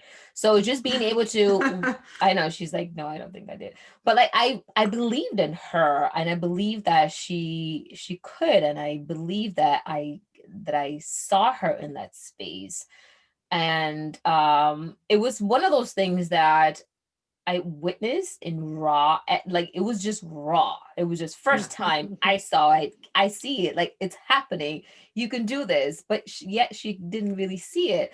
So it was such a gratifying trip for me being able to be there with you when that happened for you. And 4 years later, shoot, here we are talking about this. Oh, it's crazy. And I can't believe it's 4 years. I know. Wow. It's crazy. Feels like 2. I felt like 2 too, but I guess I'm 4 years In younger. 2 more years, I'll have my and you'll be legit. My citizenship. I know. My dual citizenship. Well, tell them because I don't think you led up to that. Yeah, it's crazy. So I lost my train of thought because I'm okay. And this is what I'm for. We just do shit. But I'm just saying this because I'm just so pleased to have witnessed that for you. Like today, you just pick up and go. And I know that, again, bringing it all back to like the mold, right? Of just doing what the societal mold calls for, like you getting married, having kids, and having a career, blah blah blah. You have to fit that, blah blah. At least for me, I'm not speaking for you guys, but for me, it was like, yes, you have to do this, you have to do that, you got to do that, blah blah blah. And very much so, like Issa, you show up for these gatherings at your, family's homes, and they're like, oh, so how's so and so, or how are your kids, and blah blah blah. It's like you haven't even asked me how I'm doing. How about me? Like I'm here. Like nobody. It's so funny. Like no one has ever asked me, how are you, Ellie? Like how are you doing? This is like my family structure, right? How are you doing today? No one has ever asked me that, ever, right? I feel like, again, and this is why I asked you this, Issa, do you feel like you are trapped in between two worlds or two? I knew that's why you all the asked her time. that. Yeah. I feel that all the time. I feel like I live in two separate worlds, two separate languages. I dream in like different languages. I do it all different. You know what I mean?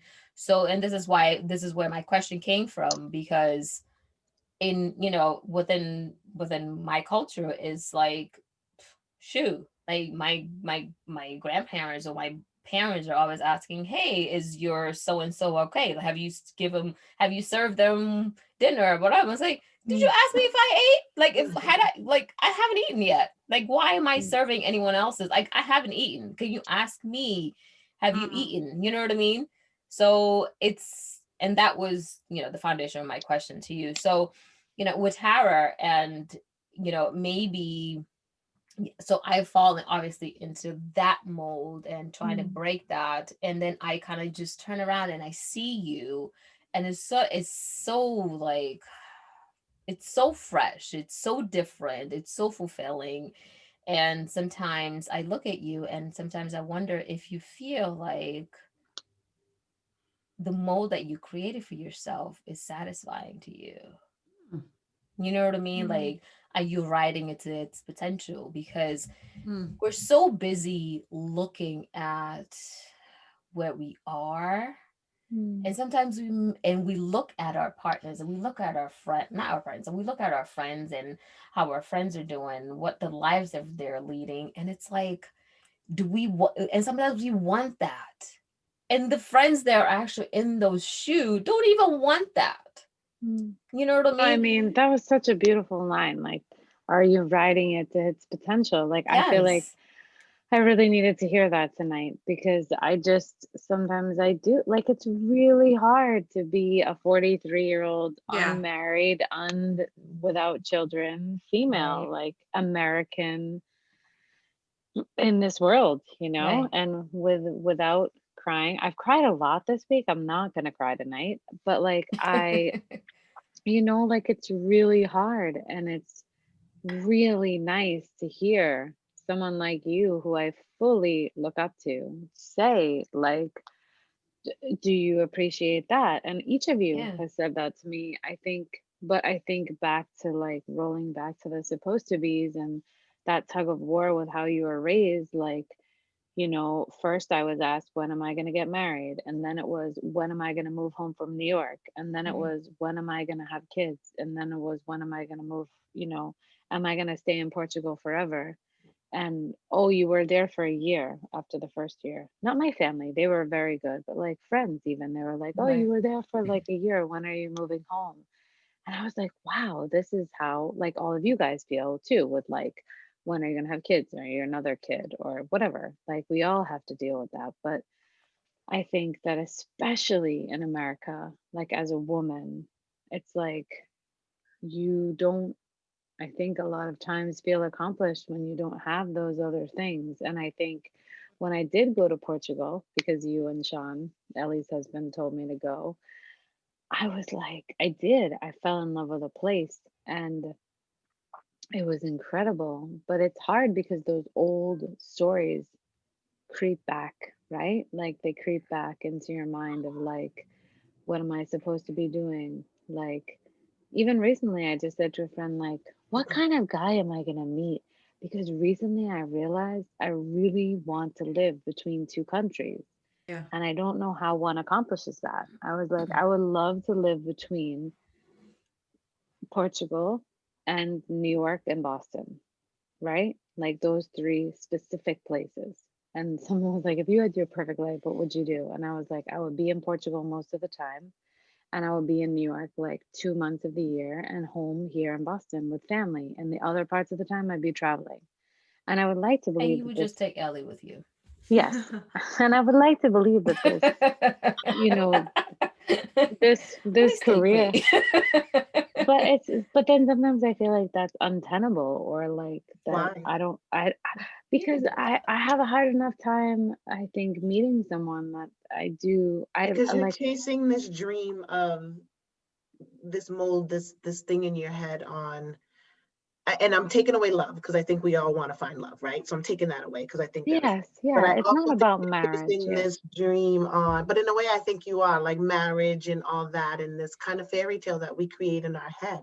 true. Instead of chasing what Ellie said, living in that moment on where you are, Mm, it is completely attainable for you to do what you're doing.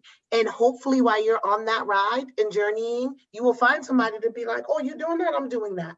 But you're creating in your head this world that, I got to find somebody. How am I going to find somebody because I'm not stable and all that? You got to break out of that. You got to because that is this mold that you've been living in. That's what somebody told you you had to do. No, you right now are just taking care of you, and there's nobody but you stopping you from saying that you can't. Well, minus Portugal's issue, but until you stay there longer, that you can't be in Portugal for majority of time, come home for 2 months and travel. You don't know what those travels are going to find. You don't know what your mate is going, or your partner in life is going to find. Because I believe as I sit here, you're going to find it, but you're too busy creating that in your head.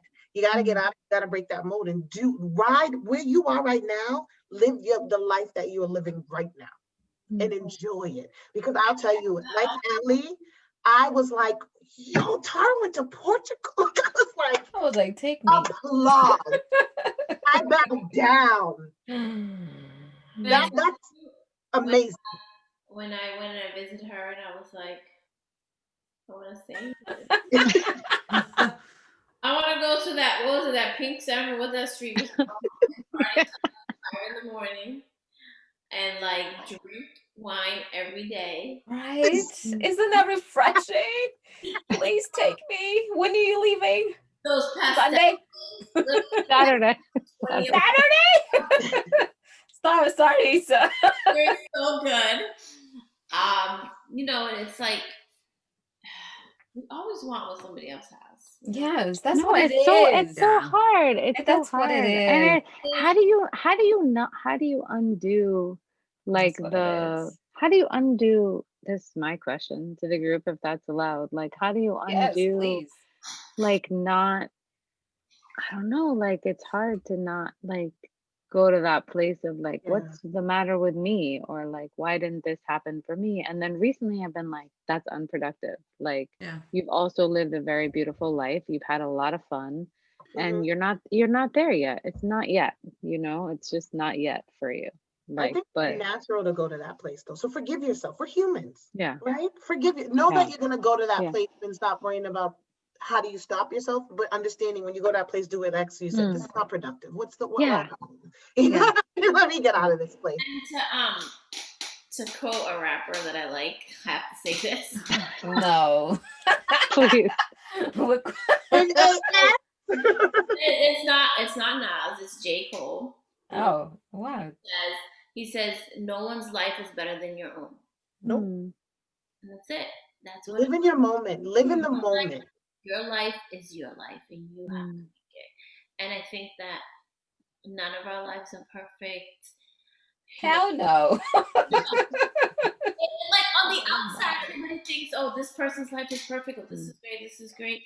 And I'm gonna tell you, everybody, taking it back to the theme of this, right? The whole mold thing.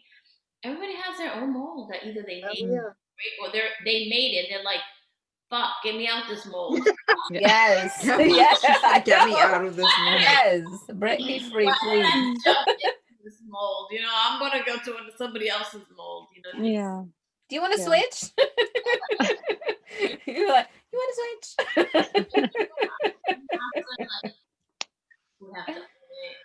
I think it's about living in the moment, enjoying the ride you're on, and it will come. Exactly. And if you're really miserable, then you have to do something about it, obviously. Right. But just like you said, it's unproductive. What was that quote that you said, Tara? It was pretty good. Not my quote. This is like Theodore Roosevelt. Theodore Roosevelt. I'm like, what did it's Tara's quote now. Tara's like, what's that quote? I'm like, that is. Say it again. It's your quote, Tara. You mute. No, she's not muted. Oh. She is. Oh. Technical difficult. Take 89,502. Can you hear me? No. Yeah. Okay, we can hear you now. My AirPods died, and now I. Oh, okay. I said the quote is Theodore Roosevelt, I believe, and its comparison is the thief of joy. Yes. So comparison is a joy. Comparison is a thief of joy. Yeah. Steals your joy every time you compare. And you just can't. Yeah. No, I mean, but you guys are great. I mean, you guys. Tara, girlfriend. I tell you this all the time. No, you're super. If you want to be in my shoe for a month on a Tuesday, you let me know. I will go to Portugal on a Tuesday, and you can come be in my house. Oh, Ellie, you're so cute. With 2 kids, a dog, and a husband, and it's like you come here. A dog and a husband. I will go to Portugal for Now she's you. claiming Turbo. Oh God, let's not talk about Turbo. That is a whole other podcast. Okay. Literally. I'm sorry. The truth is out. Ellie cannot stand Turbo. What do you say? The truth has been out. It's been out. It's been out. It's been You know what it is?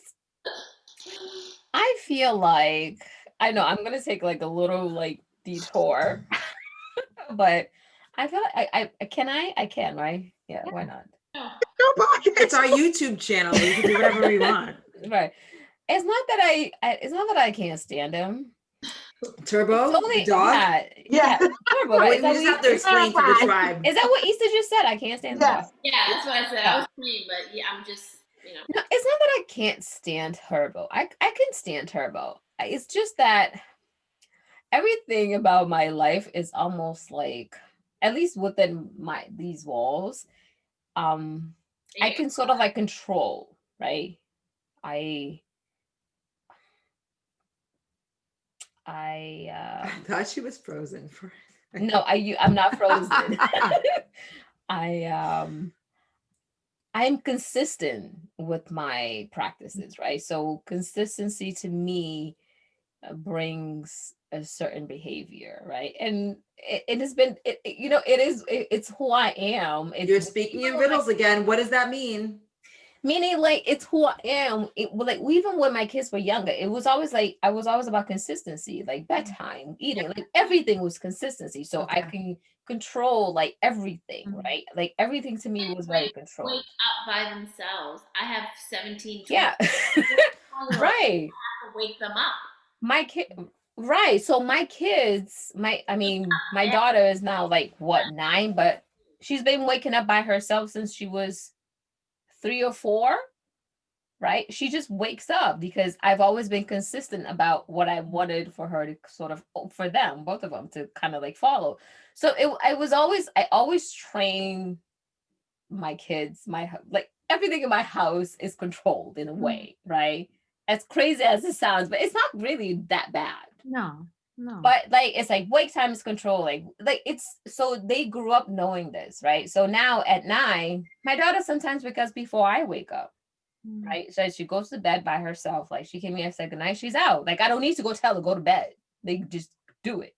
And same thing with waking up. It's just like they wake up and they do what they do. They make breakfast, they make egg. Like, so now it's like everything is an autopilot.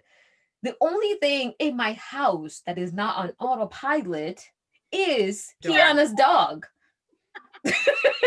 Sorry, it's my dog. Can I be honest with you? I think that's why you have it. It needed to be a reality. You cannot control everything. Yes. You're going to have this menace dog. Yes. He's my Tuesday. He's my Tuesday. Oh, I love that line. He's my Tuesday. He's the Tuesday that I can't. What does Tuesday mean, Ellie? Because I Tuesday think to me, you've talked about that with us, but I don't think everyone. It's a bad day, apparently. I know. What does that mean? I feel like a Friday, I see a friend. A Saturday, I see a friend or a family. A Sunday, I see a lot of friends. A Monday is a cool down day. It's in your household. In my household. Okay. A Tuesday, shit hits the fan, right? People are breaking down. I am putting out fires that the other person isn't seeing. Things are running, but they're not running because I'm putting shit out. Like, you know what I mean? It's just, so Turbo is a Tuesday. Turbo does shit on a Tuesday when nobody's looking. Only I see it. So, you know what I mean? So, my kids are breaking down on a Tuesday when I need to fix it, and my husband isn't seeing that. And then he thinks everything is perfect. But it's like a fucking Tuesday. You didn't see it Tuesday. Shit's hitting the fan. But okay, it's great. Like it happened. But it's like a Tuesday. So everything breaks down on a Tuesday because nothing like us. A weekend, everything is perfect because everyone's looking forward to seeing, like, I don't know, a little friend, a big friend. Everyone's in a good mood. Like there's no work to be done. Football's happening or sports are happening. something of a, like something of another is happening. But so I always say to people, go to people's house on a Tuesday, and then you come talk to me and see how lovely it is. And then send me to Portugal on a Tuesday. That's what I was waiting for. Yes. Yes. Send me to Portugal on a Tuesday and send Tara to my house on a Tuesday. Well, Reverse. Role reversal. I got it. If you need me to hold it down on a Tuesday for you, I will. No, I need you every Tuesday forever. You can't be here every Tuesday forever. Oh. And you sent me to Portugal every Tuesday forever. Anyway, so that's why that's my turbo spiel. Yeah. It's the one thing that I can't control, and it bugs me because everything in my life I kind of have a finger. I have a pulse. Yeah. Yeah, that's one thing I've always admired about you in your household. It's like discipline and in order. My house every day is a Tuesday. And then over here's a Tuesday. A Tuesday. Yeah, it's I don't know. And it flows. I don't have to. I've put in so much work from day one. So now that my kids are getting older, it really flows. Like I don't have to do much. Like today was trash day. Everybody took out trash. I didn't even have to tell them to go take out trash. I was like, it's trash. Like, Lady, take the trash out. Oh. Like, so it's like I don't know. Like I've just prepped them for it. I was like, this is what we're gonna do, and this is the schedule. Like, this is what we're gonna follow. So I feel like I put in work. So now it just flows. So when things throw me off, it throws me off badly. I'm not saying it's the good thing. It just throws my whole world upside down. And turbo is one thing that it's like. But then I also feel like you're like an irony though, because like you're good with spontaneity. I think that's what you missed, right? Yes. Like I think that's what Portugal is. Like she got turbo. He's spontaneous. Like that's why. I think that there's like, and I am like you, like I am a very patterned control, like, you know, like every day I'm gonna get up, I'm gonna work out, I'm gonna do certain things, like I'm gonna, you know, like, but I also feel like I crave like the dichotomy, right? Like I also like crave spontaneity, which COVID doesn't really allow, right? Like I am like, I want you to call me at the drop of a hat. Like, I want Issa to be like, I'm flying into Portugal next week. Like, organize it. I'm going to bring 72 people. Let's rent a beach house. I'm going to show up at your house. Everyone's going to be tired. And then, like, I'm going to need some time alone with you and, like, make it happen. And, like, but I love that. And I think you're really good at that too, Ellie. And I am. I think that, but that's because if fun involved, that's all fun. Yeah. That's all fun stuff. I can do all of that. Even with like the podcast between Marissa and I was so different. Yeah. I am the planner. Yes. Like, I am the planner and Ellie is so spontaneous. I am so left-sided on that. Like I don't need planning. That's good. That's what makes it good, right? Yeah, absolutely. I mean, but I have to say, like, I do feel like, I mean, I think because my child is younger, I'm still in that very messy phase where I feel like I am putting in the work, but it doesn't always come out to perfection. Like Marissa, it is like no, but it's so not. It is so not. It's so not. Like, are we she's happy? little. She's 5. Are we happy? Absolutely. Is my husband right now giving her candy canes before we go? Absolutely. Absolutely. And I'm like, how is that going to happen? Like, how is the sleep and the sugar going to sort of merge? And like, she'll be going like, so, but I feel like that is what, life has taught me, because like I'm learning in so many different ways that my mom, my parents, my mom specifically, just because I was closer to her, even though my dad was definitely around, but I was just closer to my mom, sort of set the tone that things were going to be a certain way. And I realized that I sort of carried the torch, and it's not that same way in my household, because my household is completely different. And it's okay. And I've learned to let go, and I've embraced the chaos, right? Because it's just kind of like, it's a hot mess. and Mm-hmm. things will change at some point, but it is not predictable. Like as much as I try to gain control, I feel like the forces fight me on it. They just fight me, and I think it's a good thing for me and my personality. But it took me a while to actually appreciate it. It is just like a hot mess. It is a hot mess. Like we try to record, and there is It's a just an hot mess. ambush that comes in here, and it's just like there's no respect of time, space, privacy, none of that. And I will eventually be to the point where like we can take out the trash and like everyone is just like moving in some sort of rhythmical symphony, but it is not the case over here. And Are you telling us you have a turbo over there? you know what? It's more than a turbo because I don't even have a pet. It's just humans. It's just humans and learning how to Turbo tendencies. and learning that my reality is not their reality. Like I think that's what I've sort of come away with in just growing older and listening to other people's stories, that no one sees two things the same, like no Mm. two people see one thing the same way, and that I have to leave room for other people's reality and understand that if I want things in order, they might want things in order, but it's going to look completely different. So I'm sort of learning, I'm at this point where I'm learning to be uncomfortable. I'm learning to be comfortable with the uncomfortable. Mm, And preach. it's a big learning curve for me, but I welcome it. I get butterflies every time I'm approached with that situation because I'm like, okay, here's your test, Madhu. How are you gonna do? How are you gonna do on this Deliver. one? Yeah, you're gonna succeed or you're gonna fail. And I think even with working with Ellie, like it's funny because there are times where we just laugh because she knows that like the controlling part of me might need to come is coming into play, because the rest of my life at that point when we're meeting is just completely chaos. It's chaotic. So it's like, okay, let me try to get control in this meeting. Here's the agenda. Here are the minutes, and da da da. And Yeah. I just I I feel like I like push you. you do, and I I think push you to be outside of your norm. you do, and vice versa. Like I think that there are times where I'm like, okay, like we Yeah, gotta commit. Like we can't I just be know. like la, la, la, la. Like we have to Right. make a decision about this.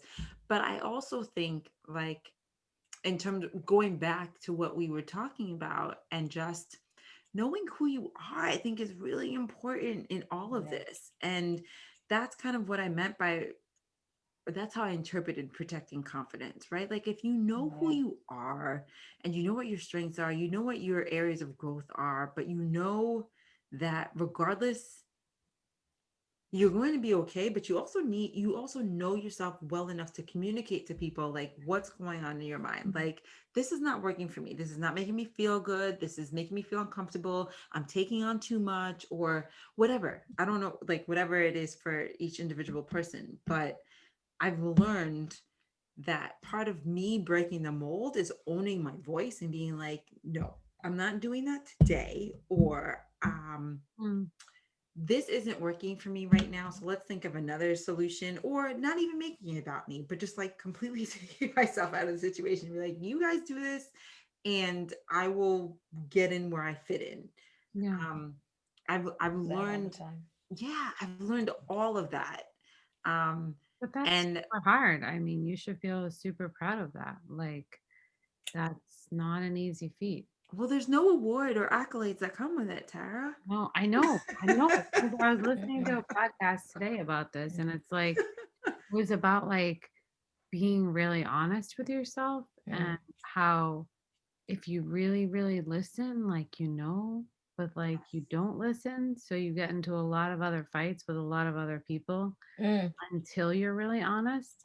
And then you're Mm-hmm. like, oh, that fight was not about that thing. It was about like this thing 52 times ago. And like, it's just weird. It was like fascinating because I was thinking about that. And I'm hearing you inadvertently, Yeah. talk about that, where it's like, how do we get to that space, right? Where like we here on this podcast, YouTube channel, but also like we collectively, like how do people get better at that? Like, because I realized in my family, and Issa and I were talking about this way before anything even started. It's like the things that we're scared about are not the things we're fighting about, right? Like with our families, with our friends, it's like we're not telling each other the truth around things, like you said that's how I was interpreting things that are happening for you or things that are happening for me. I'm like, oh, things are super weird for me right now because I'm leaving in 2 days to go back to Portugal for the next 8 months where I'm not going to see my family. And it's like,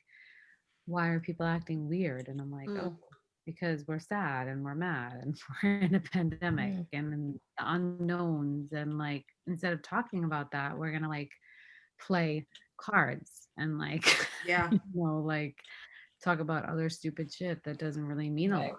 And like, I was listening today, and anyway, all of that to say that like what you're saying is also really brave because those are the things I wish we had more conversations about because it would get us closer to the space of understanding each other as opposed to fighting about the shit that doesn't matter. That doesn't matter. Yeah. Yeah. Fillers. We need to break the mold on They're that. called fillers. Yeah. Fillers. I am not into small talk unless we have big talk. That's all. Oh my God. I'm all about that. Yeah, I'm all. Can I tell you that? Yeah.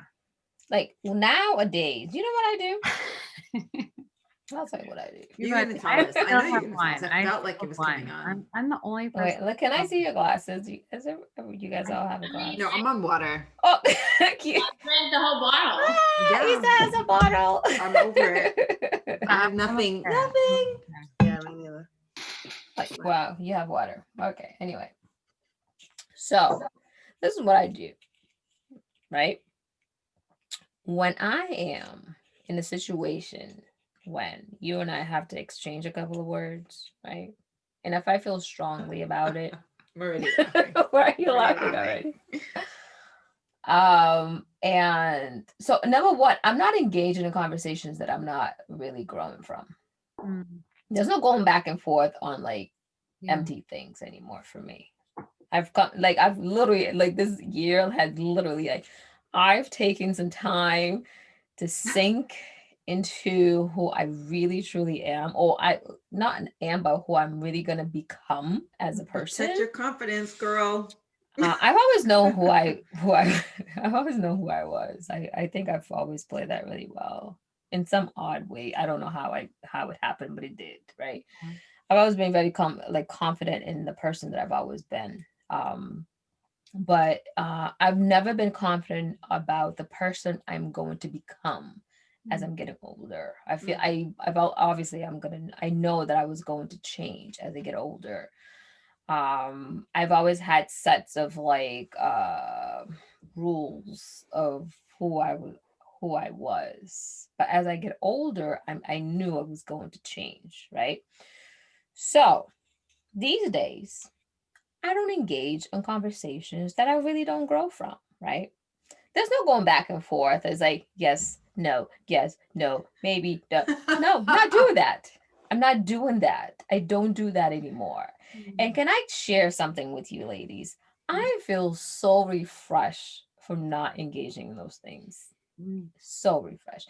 And I'm not even talking about with friends, or I'm talking about like it's not even it happens with friends, spouses, whatever, kids, mom, grandparents, aunts, uncles, you name it. There's no back and forth. Like if I feel as though I'm really sure of my answer, and then you try to fight me on it, I just gave you an sure, okay, answer. And I go left. You shut down. You just shut down. I just go left. I'm not even engaging on any of that. I'm not doing it. You can't negotiate with a terrorist. Like seriously. I'm not doing that. You're just not doing it. Why am I even gonna talk to like this? Right. You're just like. Yep. What Issa just said. People like, oh well, let's talk. I'm not doing that. I'm good. I'm good. Like literally, I say, you know what? Sure. Okay. And when I say like, am I okay? So like, so like it's so weird in a way that my delivery, if you know me really well, it's almost like, and not that I'm being like, I'm not patronizing you, but it just sounds like, all right, I see that it's like a stank in a way. It was like, Mm. okay, like sure, fuck, like fuck you too. You know what I mean? And I don't engage. I don't want that. I don't want it. I don't want it. And, and I just look left. I'm taking my energy. I'm carrying it left. I'm exiting. I'm not engaging with you. Bring all of my energy. Yeah, I'm carrying right. I know, Marissa. I told Marissa this the other day. I was like, I'm carrying it all. I'm going left. I'm not growing from that. I'm not exchanging words with you. I'm not engaging in this non-productive, non-growth type of conversation. You can stand here and argue with yourself. I'll be over there on the left corner. And that's it. And you know what? I am so much happier and so much like wiser from it. I was listening to something today about how, and I've heard it before, I'm sure you've all heard it before, but like the 5 people that you're around the most, like how much they influence your life. The 5 people. No, tell us more.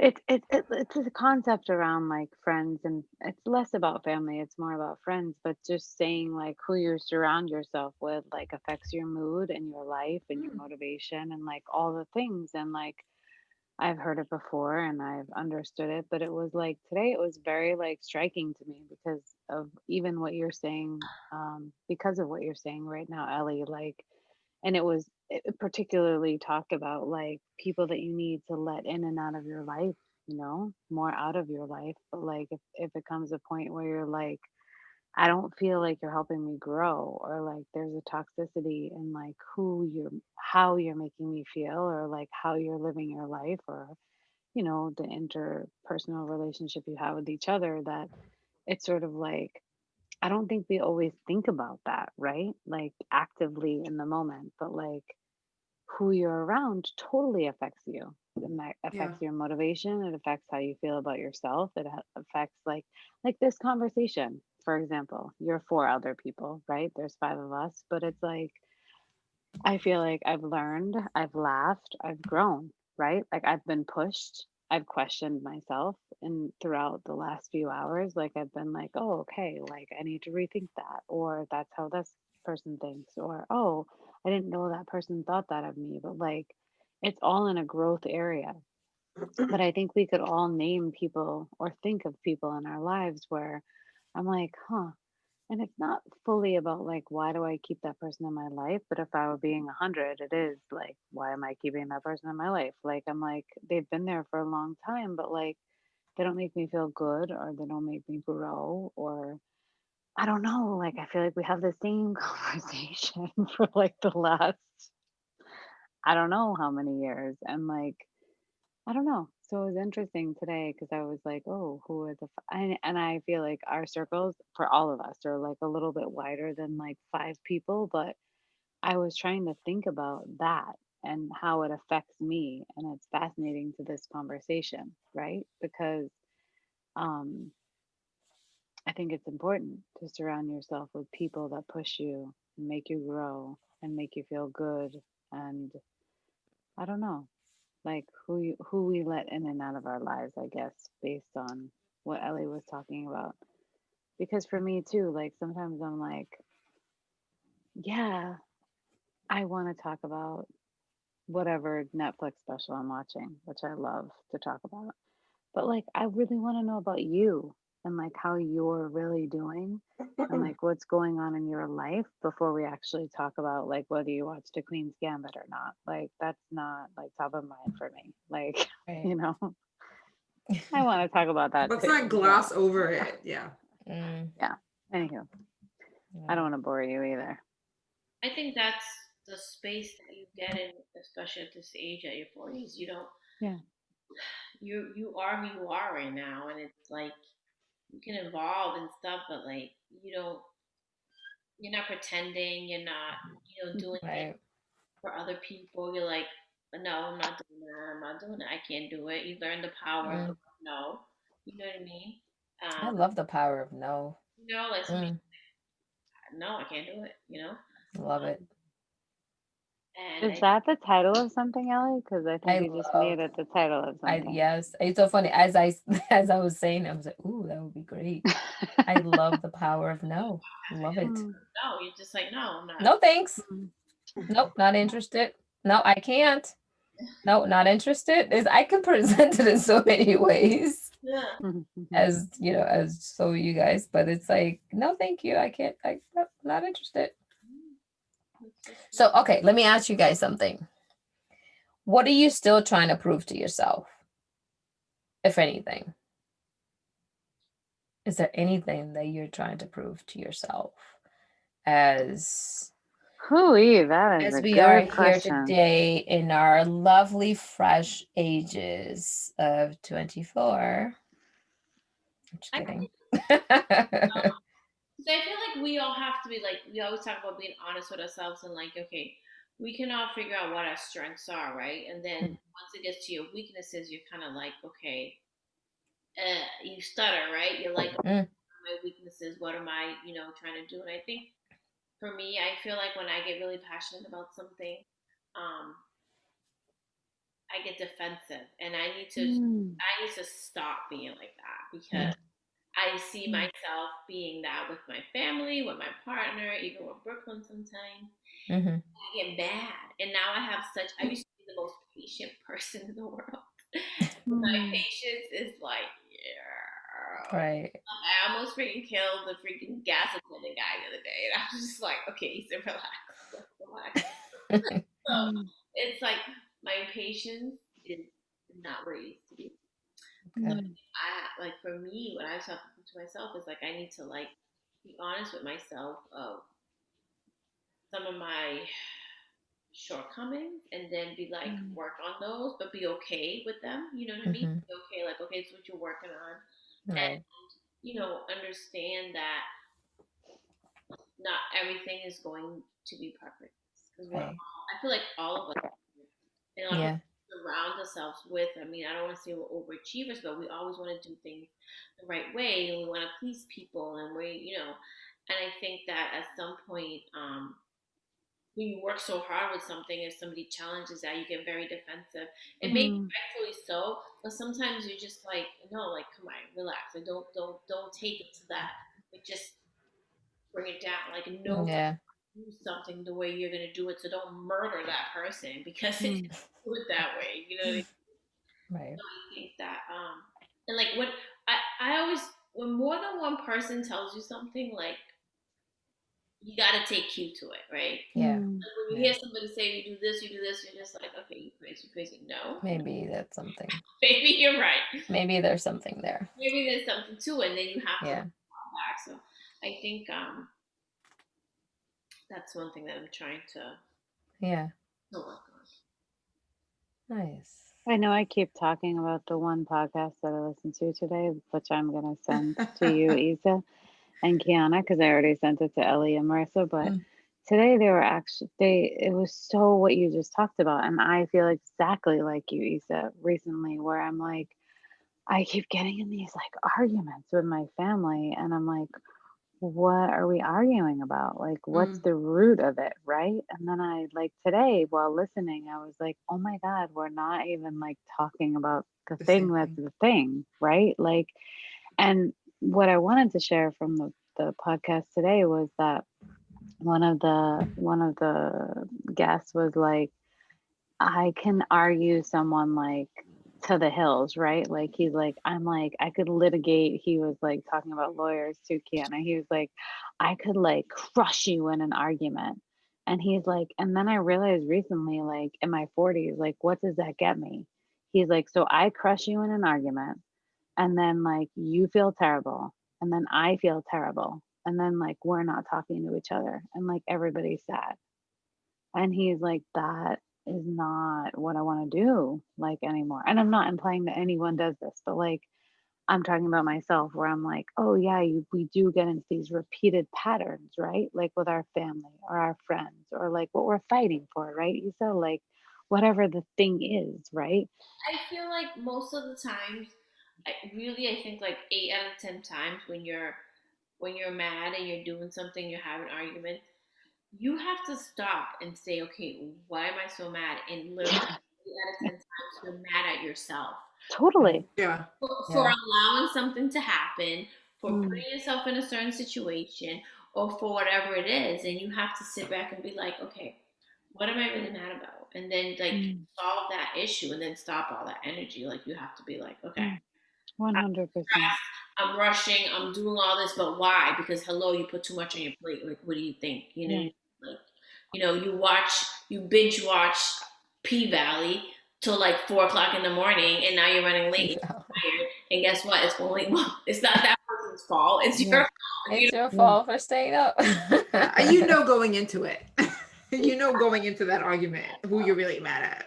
I just feel like we all have to like take ownership, and we need to play your position. It's okay to play your position, whatever your position is. Like it's okay.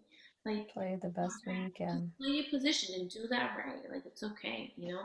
Okay, your position may change or whatever. It's all right, you know.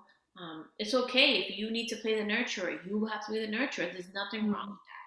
You're not being less of a woman. You're not being paid. It's okay. That's what you're supposed to do.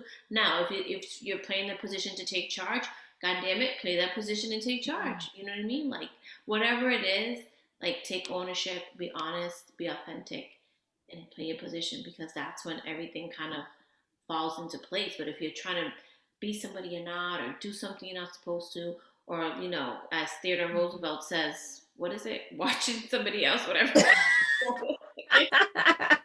That's like the quote of the evening. Oh my God, comparison is a thief of joy. Watching someone else. I love that. Thief of joy. I love it. I love it. I love it. No, you're gonna have to text me that. That's awesome. I'm getting tired now. Yeah. We lost Marissa. What happened? We totally did. I don't know where she is, but anyway. Yeah. This has been quite a night of learning. Thank you, ladies. Kiana, you there? Can we hear you? Yeah, I'm here. Oh. I thought you muted for a bit. No, I'm here.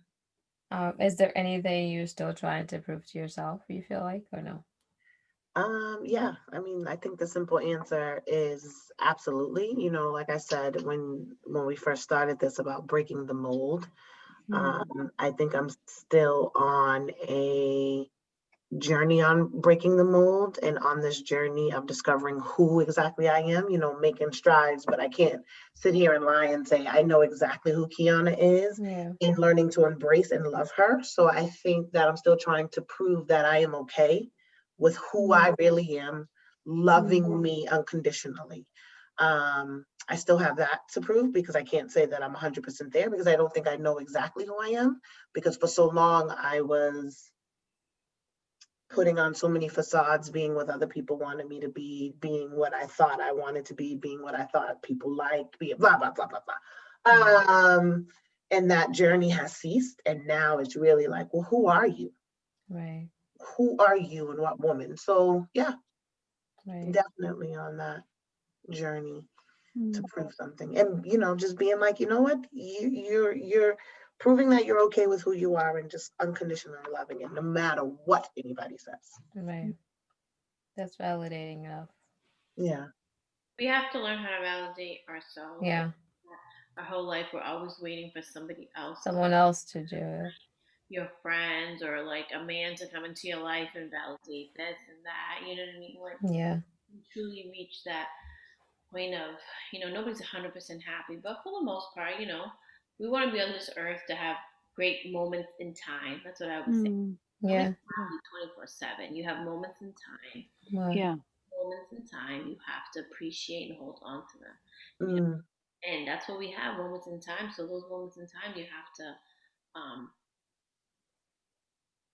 to just hold on to them. Hold on to them. Yeah. Yeah. It's what it is. I know. That was beautifully said. And validate yourself, you know. Yes, you definitely have to validate yourself. You have to believe that you are enough to validate you.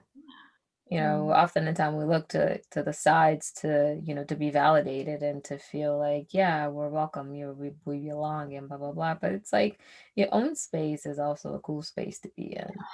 It is. You know what I mean? It's the space that you created. So Mm. yeah, if you feel like you don't belong, just create that space and make it cool. You know, and make it cool. It's okay to be by yourself sometimes, you know. Oh, yes. I always like, you know, when I talk to younger girls and all this, I said it's okay. You have to be able. If you're good with yourself, let me tell you, you're gonna be good with anybody that walks. Yeah. Amen. Yeah. Like sometimes I love going to sit in. Well, when before COVID, I would go. Yeah. Myself. I would have dinner by myself. Yes. Yeah. Like, oh my god, you're eating by yourself. I'm like, I've done that. hey, Oh, I love that. It's one of my favorite things. Mm-hmm. Yeah.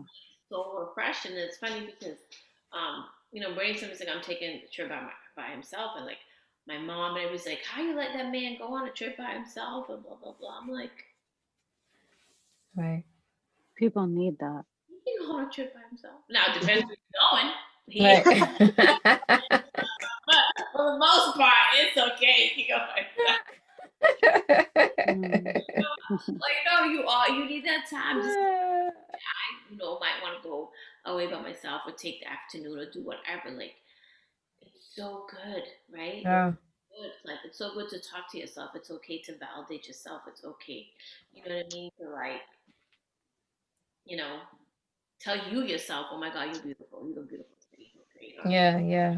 Or God, you're a hot mess. Go do something with yourself. Like it's okay to do. It's all right. Either way, negative or positive, it's still you validating you, which is most importantly. It could be negative, it could be positive.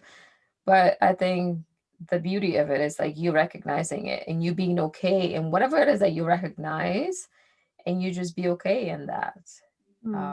And just feel okay about it because you don't have to feel great all the time. No, You don't have to look great all the time. it's unrealistic. Like Yeah, right. Nobody does. Nobody does. And being able to simmer in that shit of a feeling to me builds character. You know what I mean? When you don't feel great, so like not so great, not so beautiful, not so whatever, and you be able to sit in there and simmer in it. At least for me, it works because when you come out so much brighter, so much greater on the other end because it's like it's you and yourself without any other voices to speak for you. you come out, you just put glitter, you got glitter on shit.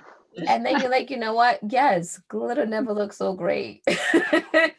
Oh shit, I still look great. But because whatever, it's like I feel the minute we depend on people to feel recognized, validated, we start failing as humankind. That's always been my take on things. I never rely on people's compliments to feel great. And sometimes I wake up in the morning. It adds to it, but it adds to it, yes. Yeah, but that can't be like that can be the driving force. No. It adds to it for sure. I agree to that.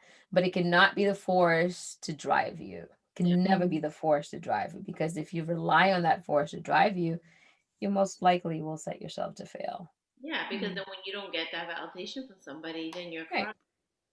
You know what I'm saying? Like, what if they didn't notice that you know, right, something different to yourself or something, and all of a sudden you're like, yeah, absolutely.